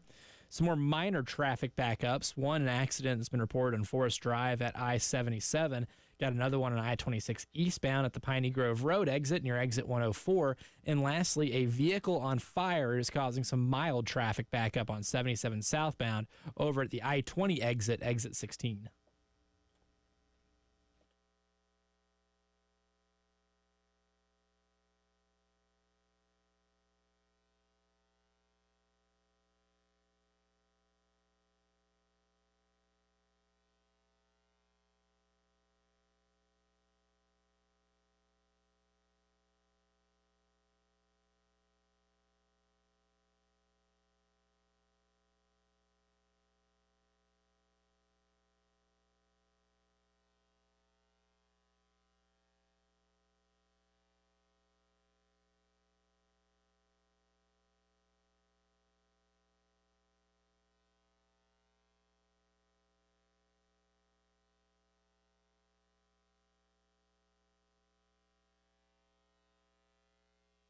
It is 5 o'clock news time on this Friday. Welcome back in. It's also the final hour of the postgame show. Alongside Elijah Campbell, I'm Jay Phillips. Appreciate you being with us. We start with some Gamecock recruiting news for you, and it's always good, especially after South Carolina's had a couple of decommitments, or I guess flips, perhaps, is the better way to say it, of late. But today, South Carolina picked up a commitment from four-star safety Kendall Daniels of Virginia. He had a really nice offer list that included, amongst others, Alabama, Clemson, Penn State, Texas A&M. His final three, though, was Clemson, South Carolina, and Virginia Tech. Torian Gray did the bulk of the recruiting for Kendall Daniels, who said to our good friend Chris Clark, quote, "It was a great weekend down there. Bonding with the teammates, had a great time in South Carolina. The bonding stands out. The culture, they're all as one. I like how Coach Beamer got his program, how T. Gray runs stuff and everything. He is a former high school teammate of current Carolina linebacker J.R. Johnson. As a junior, he helped his team to an undefeated state championship season." And he says of Johnson, "He's my dog. I talk to him almost every weekend.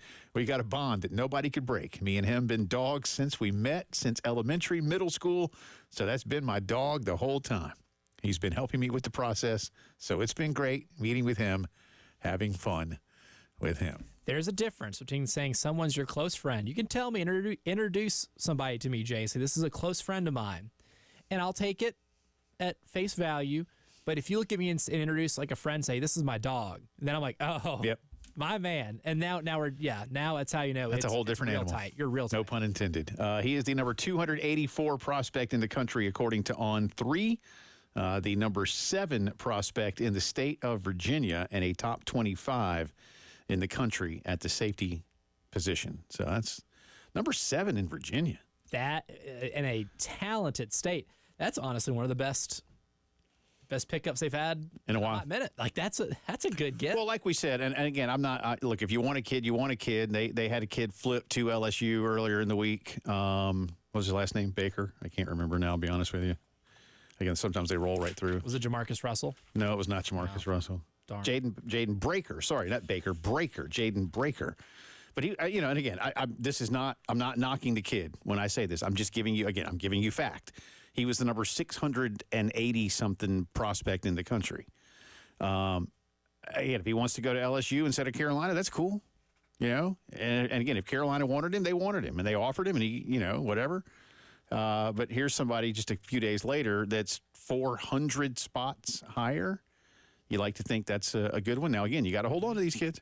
That's true. That's the same way when we talked about Breaker leaving or flipping to LSU. The thing is he's committing to LSU right now. Mm-hmm.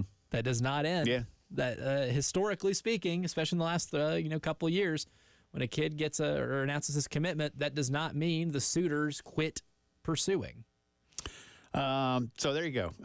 Again, Kendall Daniels of Virginia, one of the top safeties in the country, committing today to the Gamecocks with a final 3 of Carolina, Clemson, and home state Virginia Tech. Of course, tomorrow, speaking of Williams-Brice Stadium, sort of, it is the historic matchup between Manchester United and Liverpool, part of the Rivals in Red series that's been going on around the country that involves United, Liverpool, and Arsenal. Arsenal met United out in California, and then Arsenal played Liverpool in Philadelphia. And so you got L.A. and Philadelphia and good old Columbia, South Carolina. Again, a big congratulations to Carolina for getting this done. I know we've talked about it a lot, but the game's here now, tomorrow night. Massive tomorrow deal. night. And it'll be on ESPN too, correct? No, it's being broadcast on the ESPN. I think it's on ESPN. Yeah. You meant TOO. Yeah, not the Deuce. Yeah, no, not the Deuce. No, the ESPN. Yeah, it's on ESPN tomorrow night, 7:30 kickoff. A near sellout. They did release a few final tickets. You can find some at your local Ticketmaster outlet, which is your computer these days, I think. Your phone. Or your phone, whatever device. iPad. But it should be a good time. Going to be hot, but not as hot as it was originally forecast. That's very good. You know what? If we can tick that thing down to 89 with some cloud cover instead of 95, the mental difference between 89 and cloud cover and 95 and sunny is remarkable. Yeah. A world of difference. It may not be much on paper. Because what do they call it? The real feel? Like when it's 95 and there's no clouds, the real feel is like 6,000. Yeah. The real feel is oven. That's what it is. It just says oven. Doesn't even give you a number anymore. It just says oven. Molten lead. Uninhabitable is what it would say. But I'm really looking forward to this. The field looks fantastic. Tweeted a picture of that last night if you didn't see it. You can find a lot of them, so you don't have to worry about my Twitter feed to go find great pictures. But I'm very excited. I'm very excited about this. I know it's just an exhibition game. We will see some of the stars of both clubs for a little bit tomorrow night. I will be able to say that I've seen Mo Salah play in person now, as long as Mo gets out on the field. I think he plays. I'm going to say he gets a half, maybe, because the season starts in 2 weeks. Yeah. So a healthy run-up Yeah. probably would do a lot of these guys good. And I think these guys, both coaches are going to understand. I think, being at the press conference for Eric Ten Hag last night, the head coach of Manchester United, I think they, I was able to grasp at least Did you speak enough. Dutch with him or just regular? Yeah, my question was in English. Oh, okay. Yeah. He speaks perfect English. I just wonder if you spoke in Dutch. Yeah, my Dutch isn't great. That's okay. I know a little bit of German still from high school, but that's about it. My Dutch isn't great. I can make just some really weird Viking noises, but I don't think that's going to be appreciated in that setting. And they're not really Vikings down there. No, it just sounds similar to me. Sure. Yeah, very similar sounding language. But I did, like the kind of thing I asked was like, how do you strike that balance between ramping players up, maybe getting some experience for guys, younger players, especially Man U. They have a lot of young talent on that team, the ones that aren't hurt at least, and being able to get them some valuable experience against high-level competition while also understanding that this is an exhibition and fans want to come see, star players. This is a group, a fan base here in the United States that never get to watch this team play in person, and they would like to see, some of the stars. And he said, and pretty much, he didn't answer it, in full, but he did kind of say, yeah, it's a tough balance to strike, but it's one that we definitely take in consideration. Mm-hmm. That's good. At least you got an answer. I basically had a rephrasing of my own question, but at least I know if it told me anything that he's cognizant of it. That's about it. Well, for real, I remember going to see my favorite team, Arsenal, play up in Charlotte 5 years. I guess it was the summer before COVID, and it was the same thing. It was brutally hot. It was just. Again. To all my Charlotte friends who say, "Oh, Columbia's so hot." Listen, when it's 96 in Charlotte, it's 96, and it feels just like here because y'all. Anyway, brutally hot that day. But I remember, like Mesut Ozil was one of Arsenal's big stars back then, and he did not start the game, and then he did not start the second half, and it's like, oh, we're going to see Mesut, and then he came out for like the last 30 minutes, and yeah, there he is. You got to see him play. I was like, all right, there you go. That's a big star. He wasn't around much longer after that at Arsenal, but hey, he was there then. So, buddy of mine when I was living in, one of my roommates got to go to see Man City and Tottenham play when they did this thing in Nashville. They did it at the Titan Stadium a few years back. I think it was the same year actually that they were in Charlotte. As part of that rotation, it was like a week after Kyle Walker joined Man City, and he's a former from Tottenham player. Yes, from Tottenham. And so I just asked him, I said, because I couldn't go, I had to work. I couldn't get out of that, but I was like, "Hey, if you get a chance, can you boo Kyle Walker loudly? Because he's a Chelsea fan, so he had no dog in the fight, but he wanted to see a Premier League match. Like a lot of people that are going to be going. I would have just booed your friend at that point, but that's another story. Exactly, and I do that enough to him. But I said, "Hey, can we be united on one front here? I need you to boo the hell out of Kyle Walker for me, since I'm not able to attend. Can you do that for me?" And he did. He did send me a video of him booing Kyle Walker. So that's cool. Mission was accomplished. That reminds me, apropos of nothing, but I'll get into this as we continue our integrated media headlines of the day. By the way, enjoyed it. I'm going to be out there tomorrow. You'll be out there tomorrow. Yes. I know tens of thousands of folks will be out there tomorrow.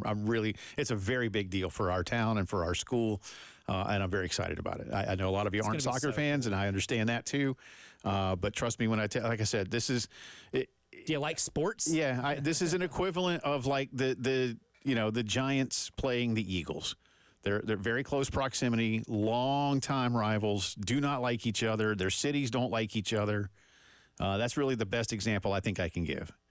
I thought about it. I said like Steelers, Ravens, or like Bears, Packers, but like Chicago doesn't care about Green Bay.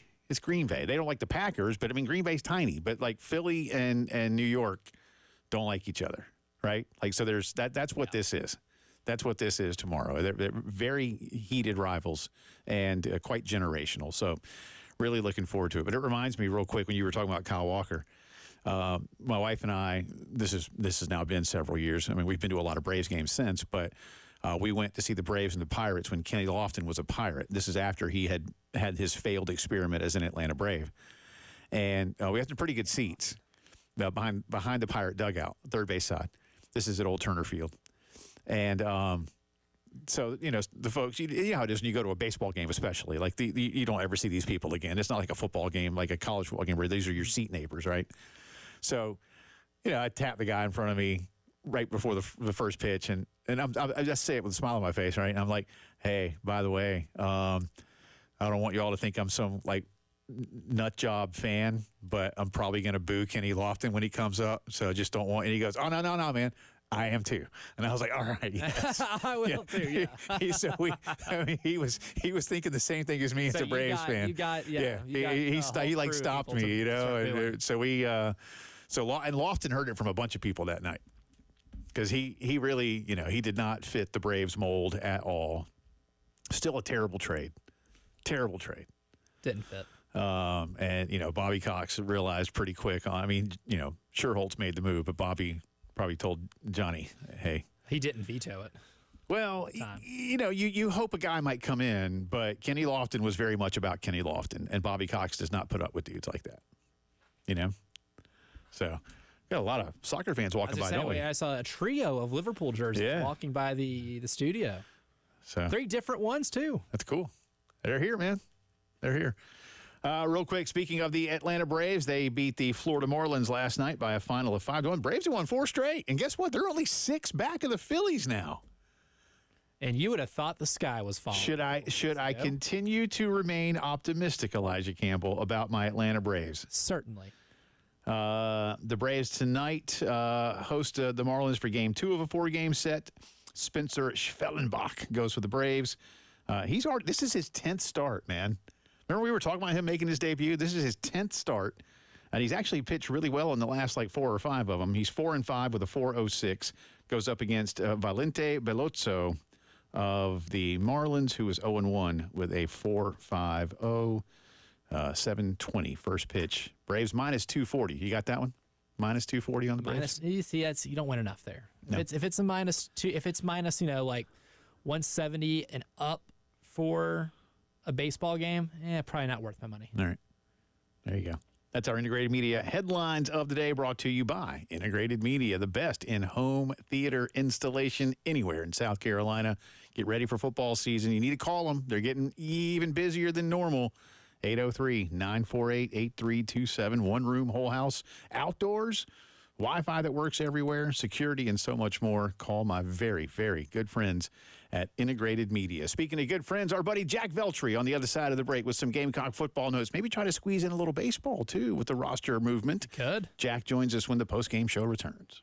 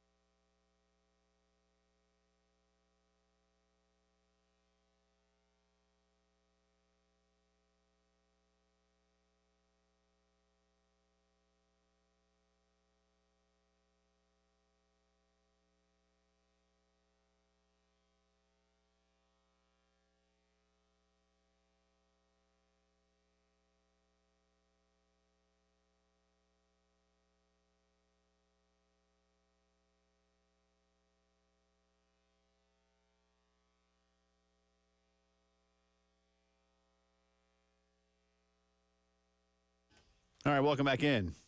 You're going to see me hop back up on the chair here. I was helping Jack with the audio. They didn't tell me I was going to be the engineer today. That's right. They didn't tell you, but you find out the hard way. Where is the engineer? I haven't seen him this week. Actually, that's not true. I saw him the other day. First time in a while. He was doing something here today. How's he doing? I can't Was he? remember. He was here on a Friday? Yeah. Wow. Wait, no. I'm thinking of this. I'm getting my days mixed up. Yeah. You've been a day ahead all week, man. You're just ready for tomorrow. I'm telling you, yeah, I've been looking forward to this game so much that like this week, like what was it, Wednesday? I thought it was Thursday, or Tuesday I was saying it was Wednesday, and yeah, I'm a day back, man. It's been bizarro world. Well, you're here now. I'm in the twilight zone. Time's not even Jack real. Veltry's here now too. He is. Look at that. I'm probably in the twilight zone too. So Well, that's all right. I like the Tower of Terror. It's a great ride. How many radio shows have had groups of shirts of a barbershop quartet, an Arsenal jersey, and a Marshall Thundering Herd shirt? That combination has not been replicated anywhere else. I would agree with that. I would second that as well. Yeah. Guarantee it. That's pretty cool. We just have to be different, you know. We should stop now. Hey, that's right, because we peaked, right?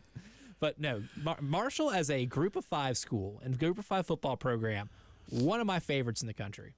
A school that I didn't attend. How about that? You know, if you've never been to Huntington, West Virginia, it is unlike anything. It's definitely a small town, very different vibes. Funny story, the first time I went, because my brother played at Marshall the last 2 years. That's my connection to it.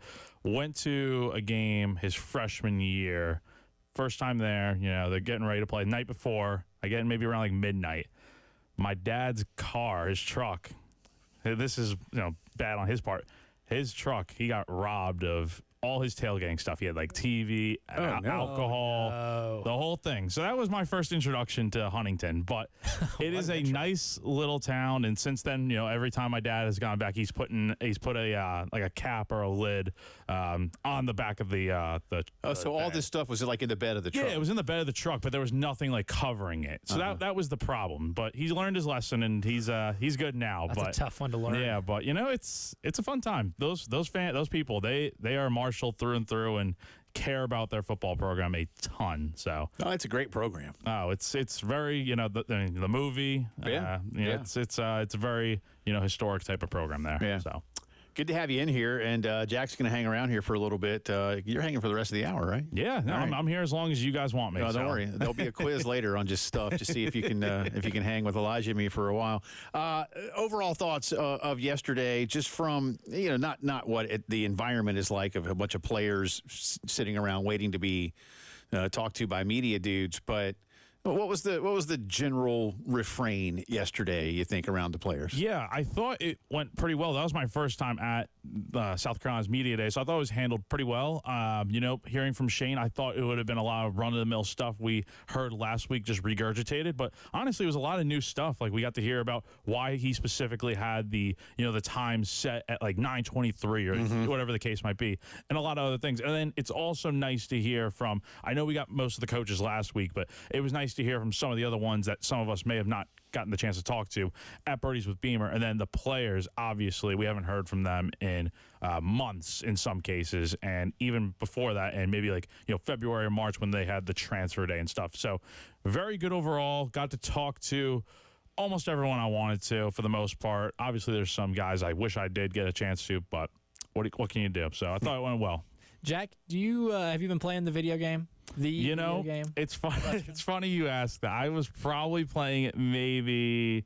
I stopped playing maybe at like 4:45. So when that happened, I was like, yeah, I gotta get ready for a show here. But I was addicting, grinding away with Michigan State in Dynasty mode, and we're in year 2. We went 4-8 last year, and rebuild, baby. Yeah, we gotta rebuild from the ground up. My defense was not good, so we got some work to do. I love to play with a bunch of different types of teams, and of course, I've played with South Carolina a few times because we cover them. And yes, the rumors of Nick Harbor being a speed cheat it's insane are real, and he's kind of gotten like this extra popularity from it to the point where I was reading on The Athletic today.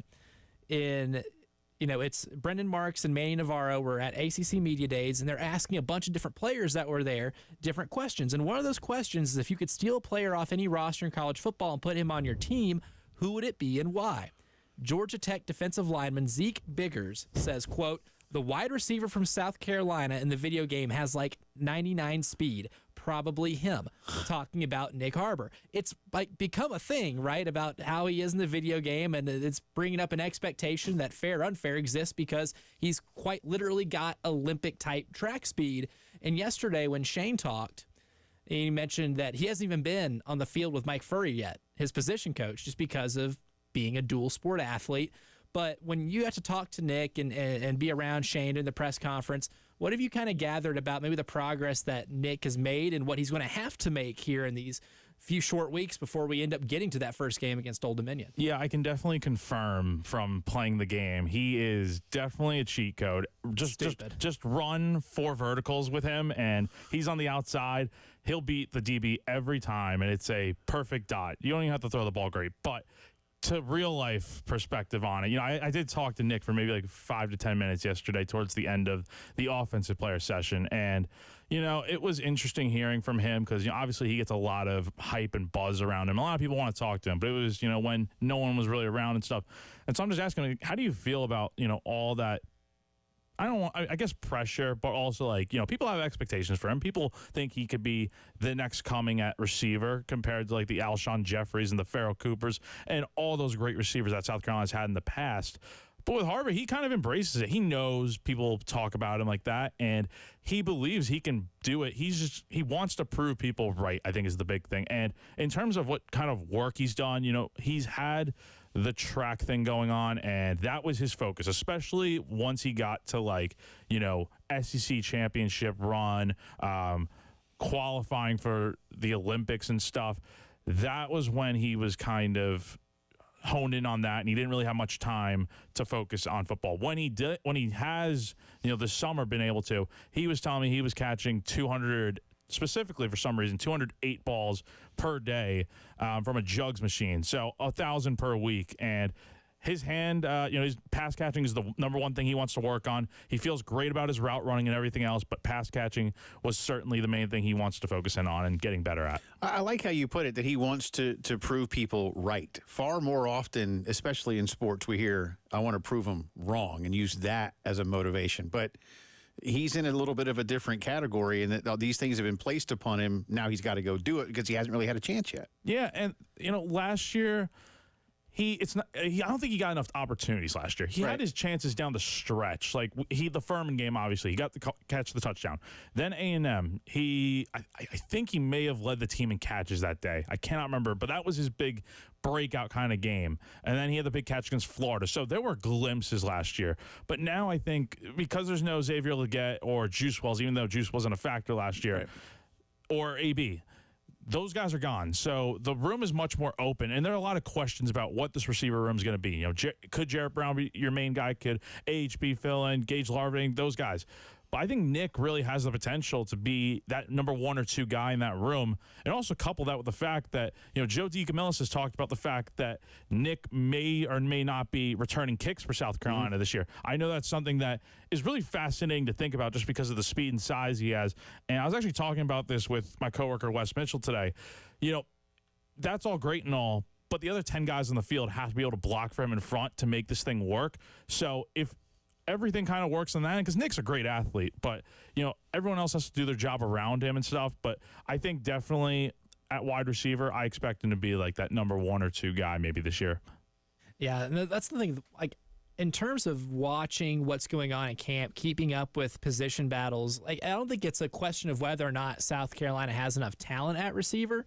I'm just really curious to see whose skill set ends up fitting Lenoris's skill set, the type of throws that he can make with his mobility the best. And that's where, you have like a Jared Brown, who I'm really intrigued with because he could be one of the better slot receivers in this conference because he was so productive in an offense at Coastal Carolina, which puts up really good offensive numbers. And you have Gage Larvidan, who I think was almost as close as you can get to a 50-50 split between playing on the outside and on the inside when he was at Miami of Ohio.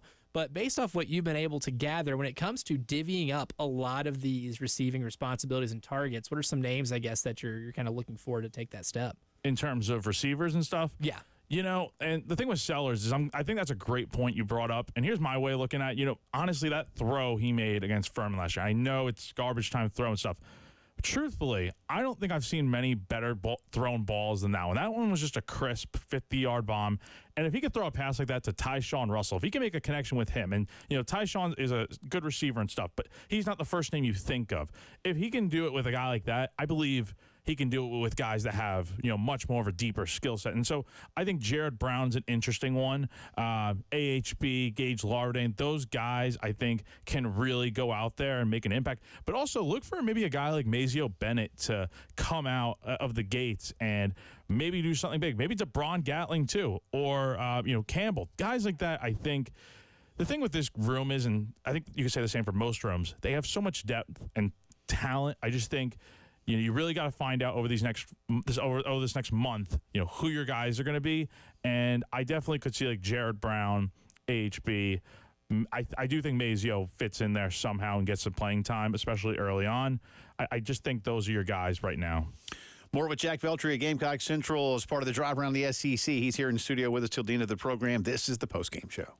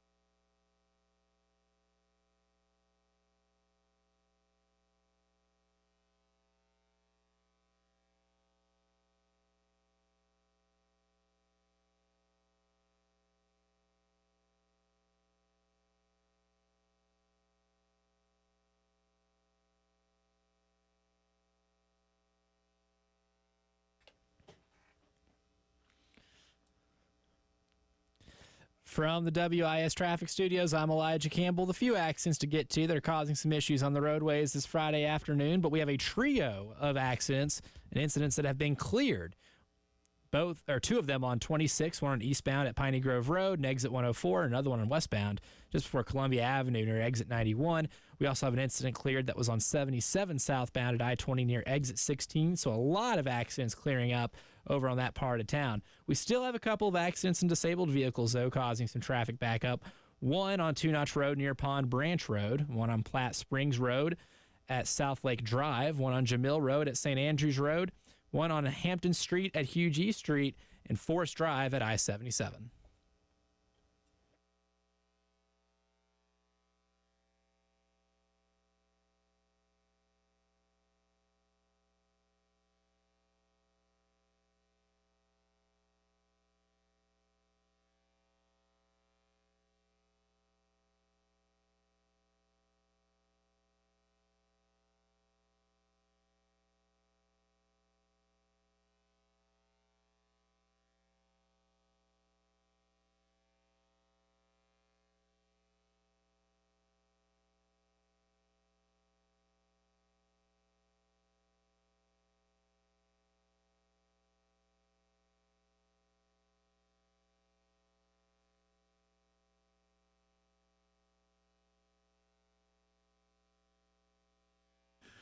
Let's drive around the SEC time on this Friday, but we'll stick with Carolina football. Welcome back in alongside Elijah Campbell. I'm Jay Phillips. Our buddy Jack Veltri on the beat for Gamecock Central hanging out with us here in the studio on this Friday evening.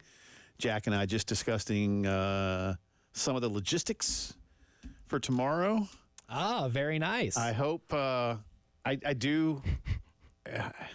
I guess I don't have to be careful when I say I hope that everything is being set up just like a Carolina football game in terms of, because it's already a great setup. Yeah. As is. Yeah, they are fantastic at putting on a football game. Now sometimes people get in the way of that, Sure. on Rosewood and Assembly and such.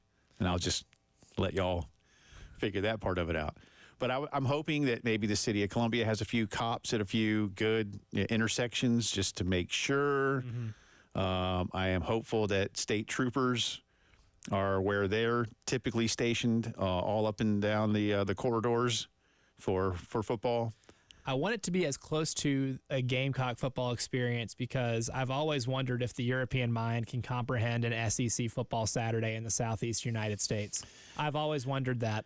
I don't know. Because they, a lot of their pre-gaming, you go to the local pub, and really Carolina's stadium, which is about middle of the pack capacity-wise in the SEC, I think larger than anything they'll play at. Yeah, really. Manchester United has the biggest stadium in England at just over 70,000. I think Liverpool and Arsenal are a little over 60. I think Man City's place, I can't remember exactly, Etihad Stadium. Tottenham's new ballpark is pretty big now, like in the 60s. But they play a lot of games, and you have to create some demand, there's 20-something home games a year in the various competitions. And if you're really good, you might have more than that. But there's 19 home games in the regular season, plus, Champions League if you're good enough, or FA Cup or whatever. But, yeah, in terms of, everybody driving in and tailgating, they don't do that. They don't do that, no. Yeah, they don't do that. I need maybe some people who, if they're people that have flown in for these events and they get to experience this, I just want to know what type of culture shock that would be. I was really hoping somebody would ask, Coach Ten Hag last night, talk about question. I want to hear somebody be like, Coach, talk about your schedule, and see exactly what his face would have done. Like the European mind cannot comprehend the question, Coach, talk about your schedule. Where do you think the program is right now relative to when you took over? Hey, Coach, can you talk about your program right now and where you want it to be and like a question like that? Can I get something like that asked to one of these European coaches? Well, you should have done that. Yeah. See, well, then they might have revoked my credentials. You should have done that because I'll do it tomorrow. Though. The thing I've told college football fans, Talk about again, distractors. I'm not trying to recruit you to become a soccer fan, But I do believe that one of the reasons that I so quickly latched onto it once I was able to follow the English Premier League on a regular basis is how eerily similar it is to college football, where every town has their team. Recruiting is of the utmost importance. I know it's professional sports, but the way the model works for the business, you got to go recruit dudes. They call them transfers. Yeah, but free agency. But you got to recruit them. You know, you go recruit these guys and you scout. You know, and it's just. And you live with like the rivalries every day. Geographically formed rivalries. Yeah, like again, my favorite team, Arsenal. Their rival is Tottenham. Their stadiums are like 3 miles apart. Liverpool's biggest rival is Everton. They literally play across a big park from one another, like a big city park, like a Central Park kind of a thing, but not as big as Central Park. Like on one end is where Liverpool plays, and on the other end's where Everton plays. It's all like Duke, North Carolina. You know, yeah. I mean, can you imagine if South Carolina Clemson was like this? That's what I've said. I've said, y'all, imagine if Williams-Brice is where it is, and Death Valley is where the old Bombers Stadium on Assembly is, because that's about what Everton and Liverpool are. Like, imagine that. Like how, or even if it's just 3 miles apart. If Williams-Brice is where it is, and say Death Valley is, I don't know, on North Main, like right, you know, or somewhere up there, like you know, Maine and Elmwood, you know, something like that. Like that. How crazy would that be? You know, I'm moving out of Columbia at that point. It'd be restless. But there's so much that is similar about the Premier League and college football. There's so, I do. I was like, I just remember back then, you know, and honestly, the Fire Everybody crowd is always out. Very similar. Always out. Very similar. He's terrible. Fire him. They recycle coaches a whole lot more. Man. It's almost like it's worse than the NBA. Yeah. Oh, I mean, I always joke the worst at recycling coaches is Major League Baseball and the NHL. And the NHL's got a pretty good firm grasp on number one, but like European soccer, man, gives the coaching carousel a run for its money in terms of just recycling dudes who just fall on their face other places. Big time. Big time. Like 2 years. But looking forward to it. Jack Veltri hanging out with us here in the studio as part of the drive around the SEC. We're sticking with some of the Gamecock football media day stuff. Let's go to the defense. Impressions over there. We've talked a lot about Shane 2 years ago mixing up the offense, and it worked. Last year, you know, telling Clayton got to tighten up the defense, and it worked. Where are they right now in terms of the belief in themselves? There's a lot of experience over there. Yeah, there's definitely a plethora of experience and new guys coming in, but the new guys, you know, the transfers have a lot of experience, and you're bringing in some very talented freshmen as well. I think the defense, we saw what they did at the end of last year. You know, they came into November without a turnover since, I think, the Mississippi State game in late September. So it had been a while since they forced a turnover. Then you get Jacksonville State, and they get the turnovers and stuff and all that. And then it carries over the rest of the month, and they play a very strong defense. So I think we can see that work this year. I think we could see much more improvement because, again, the D-line, I think, is probably the strength of the defense. They are, without a doubt, I think the most talented. And then you got the DBs in the secondary. You got Nick Immanwari, Jalen Kilgore, DQ Smith, guys like that returning, and they're very talented. They have their All-American statuses and stuff, so that should be also pretty good. And then you have the linebackers with Bam Martin Scott, who I expect to have a continuation of what he did last year. Debo Williams, obviously. People forget Mo Kaba is coming back this year, and he has been through hell and back, but twice.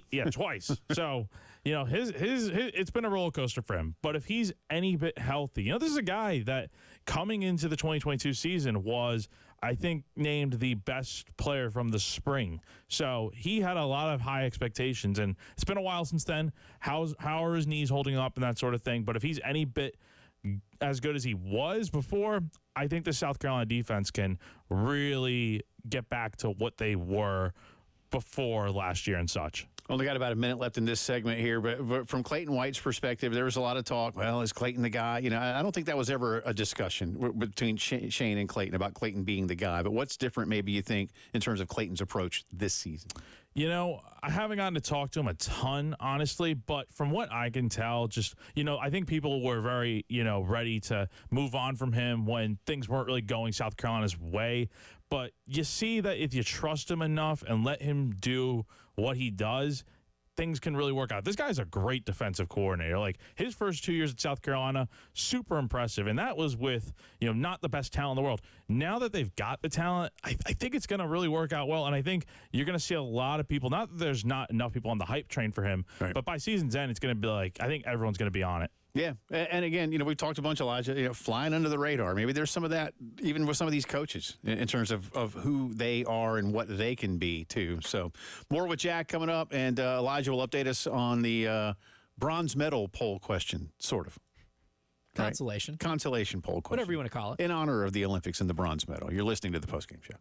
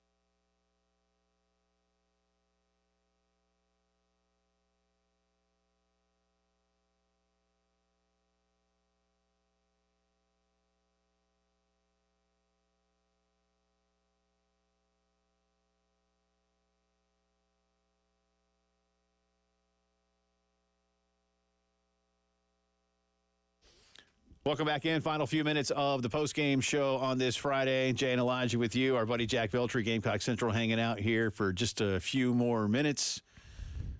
Liverpool and United tomorrow. Gamecock football practice started today. August, don't call it fall camp.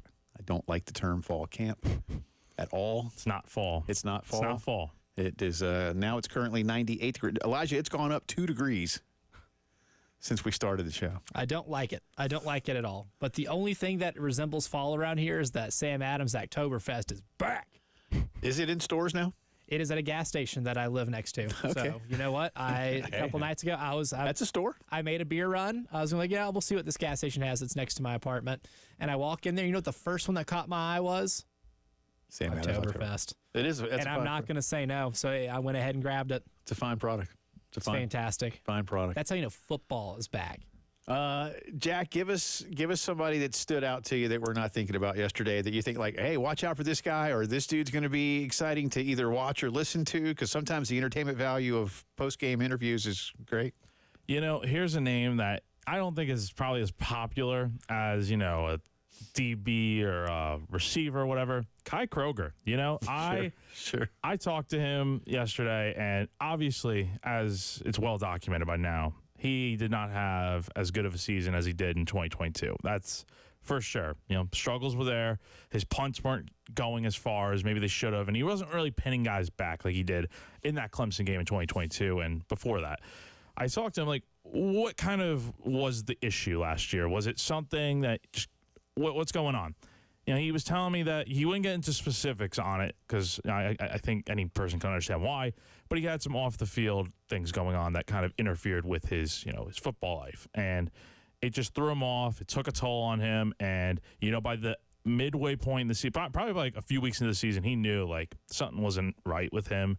And so how did he go about fixing it? You know, he said, you know, he didn't really go to therapy or anything. I don't think I remember him saying that, but it was more so like, you know, talking to his friends and family, close people that get him and kind of understand him and can help him. So that was good for him to do that. And he feels like he's back at a place now where, you know, football is fun again. That's where he wants to get back to. And he feels like he can do that. And he knows he didn't do well last year, and he knows he can get back to that, you know, form this year, and he's ready to roll. So that was one guy I think was you know, exciting to talk to. Well, there was talk of him being you know, a draftable punter, which is rare. right? Yeah, you don't draft punters. and it's still possible too. He just, you know, after last year, it's like, why would you draft a guy? But Yeah, you wouldn't last year. But if he gets anywhere like this is probably his last run too. So if you get anywhere close back to what he was in 22, like he will definitely get drafted, in my opinion. Yeah, I mean, I remember a lot of guys at media days in Nashville talking about that. Like, man, this guy, yeah, he could be one of those, you know, rare punters that actually hears his name called. It's one of those when you think about, you know, the brand of like Beamer ball, whether it be, you know, great block kicking or kick blocking units, if I can say that correctly, over at Virginia Tech, and like punters, and whether it be Frank or Shane Beamer, I mean, Kai Kroger is one of the more gifted specialists that have been involved with such a brand, right? That is so based and predicated on special teams. And I think with his struggles, it reflected the struggles of the entire special teams unit, right? Like you even look at, you know, the drop off they had in Phil Steele's rankings. They went from being the best in the country as a special teams unit to pedestrian, and all that came from not winning field position battles, and that was a huge part of Kai Kroger's struggle, which is what Jack alluded to, was flipping the field. I think maybe a change of scenery too. Like Pete Lembo is one of the best special teams minds in football. Awesome that he's a head coach at Buffalo now, but I think maybe a change of scenery with a coach like Joe DeCamillis, who's been in the NFL for longer than, you know, Jack and I have been alive, is going to help him a little bit in terms of getting him back mentally maybe to where he needs to be. And it's just a fresh voice and somebody that I think can do as good a job at tapping in to that potential that Kai Kroger displayed in 2022. Yeah, and you bring up Joe D, and, you know, he at the first fall camp practice today, you know, special teams was the main focus during the 3 periods that the media was allowed to go in and see. And, you know, you could just see Joe. I mean, the seriousness in the way he was going about. I kind of compared it to like being like a drill sergeant. Like the guy like was all business, like, get in your position, do this, do that. He demands perfection, it seems like, and he seems like a very detail-oriented coach. And, he's been in the NFL. The NFL, like the way 30 seasons. The way they run, it's a business there. The way they run that is so much different from the college game. So I think bringing that sort of mindset, along with a guy like Mike Shula and Dow Loggins, guys like that who have NFL coaching experience, I think it's really going to help South Carolina and also get these guys developed to where they kind of know what to expect before they get to the pros. Yeah, and not just NFL experience. The three guys you just mentioned, I mean, decades worth when you combine it all. So that's a big thing. Before we get out of here, real quick, updated poll results. Yes, for our consolation bracket here. So far, still with the lead. The football team winning the SEC East at Florida in 2010, 38.1%. The women's basketball national championship, undefeated national championship against Iowa, 29.7%. 16.1% tie between the men's basketball upset of Duke in 2017 and the football win at Clemson in 2022. All right, good stuff. Y'all can vote for a few more hours, and the real big vote starts again on Monday. Jack, good to see you, buddy. Yeah, appreciate Have a great you guys having me weekend. on. See you tomorrow at the game. See all y'all at the game. Come say hey. I'll wave at you.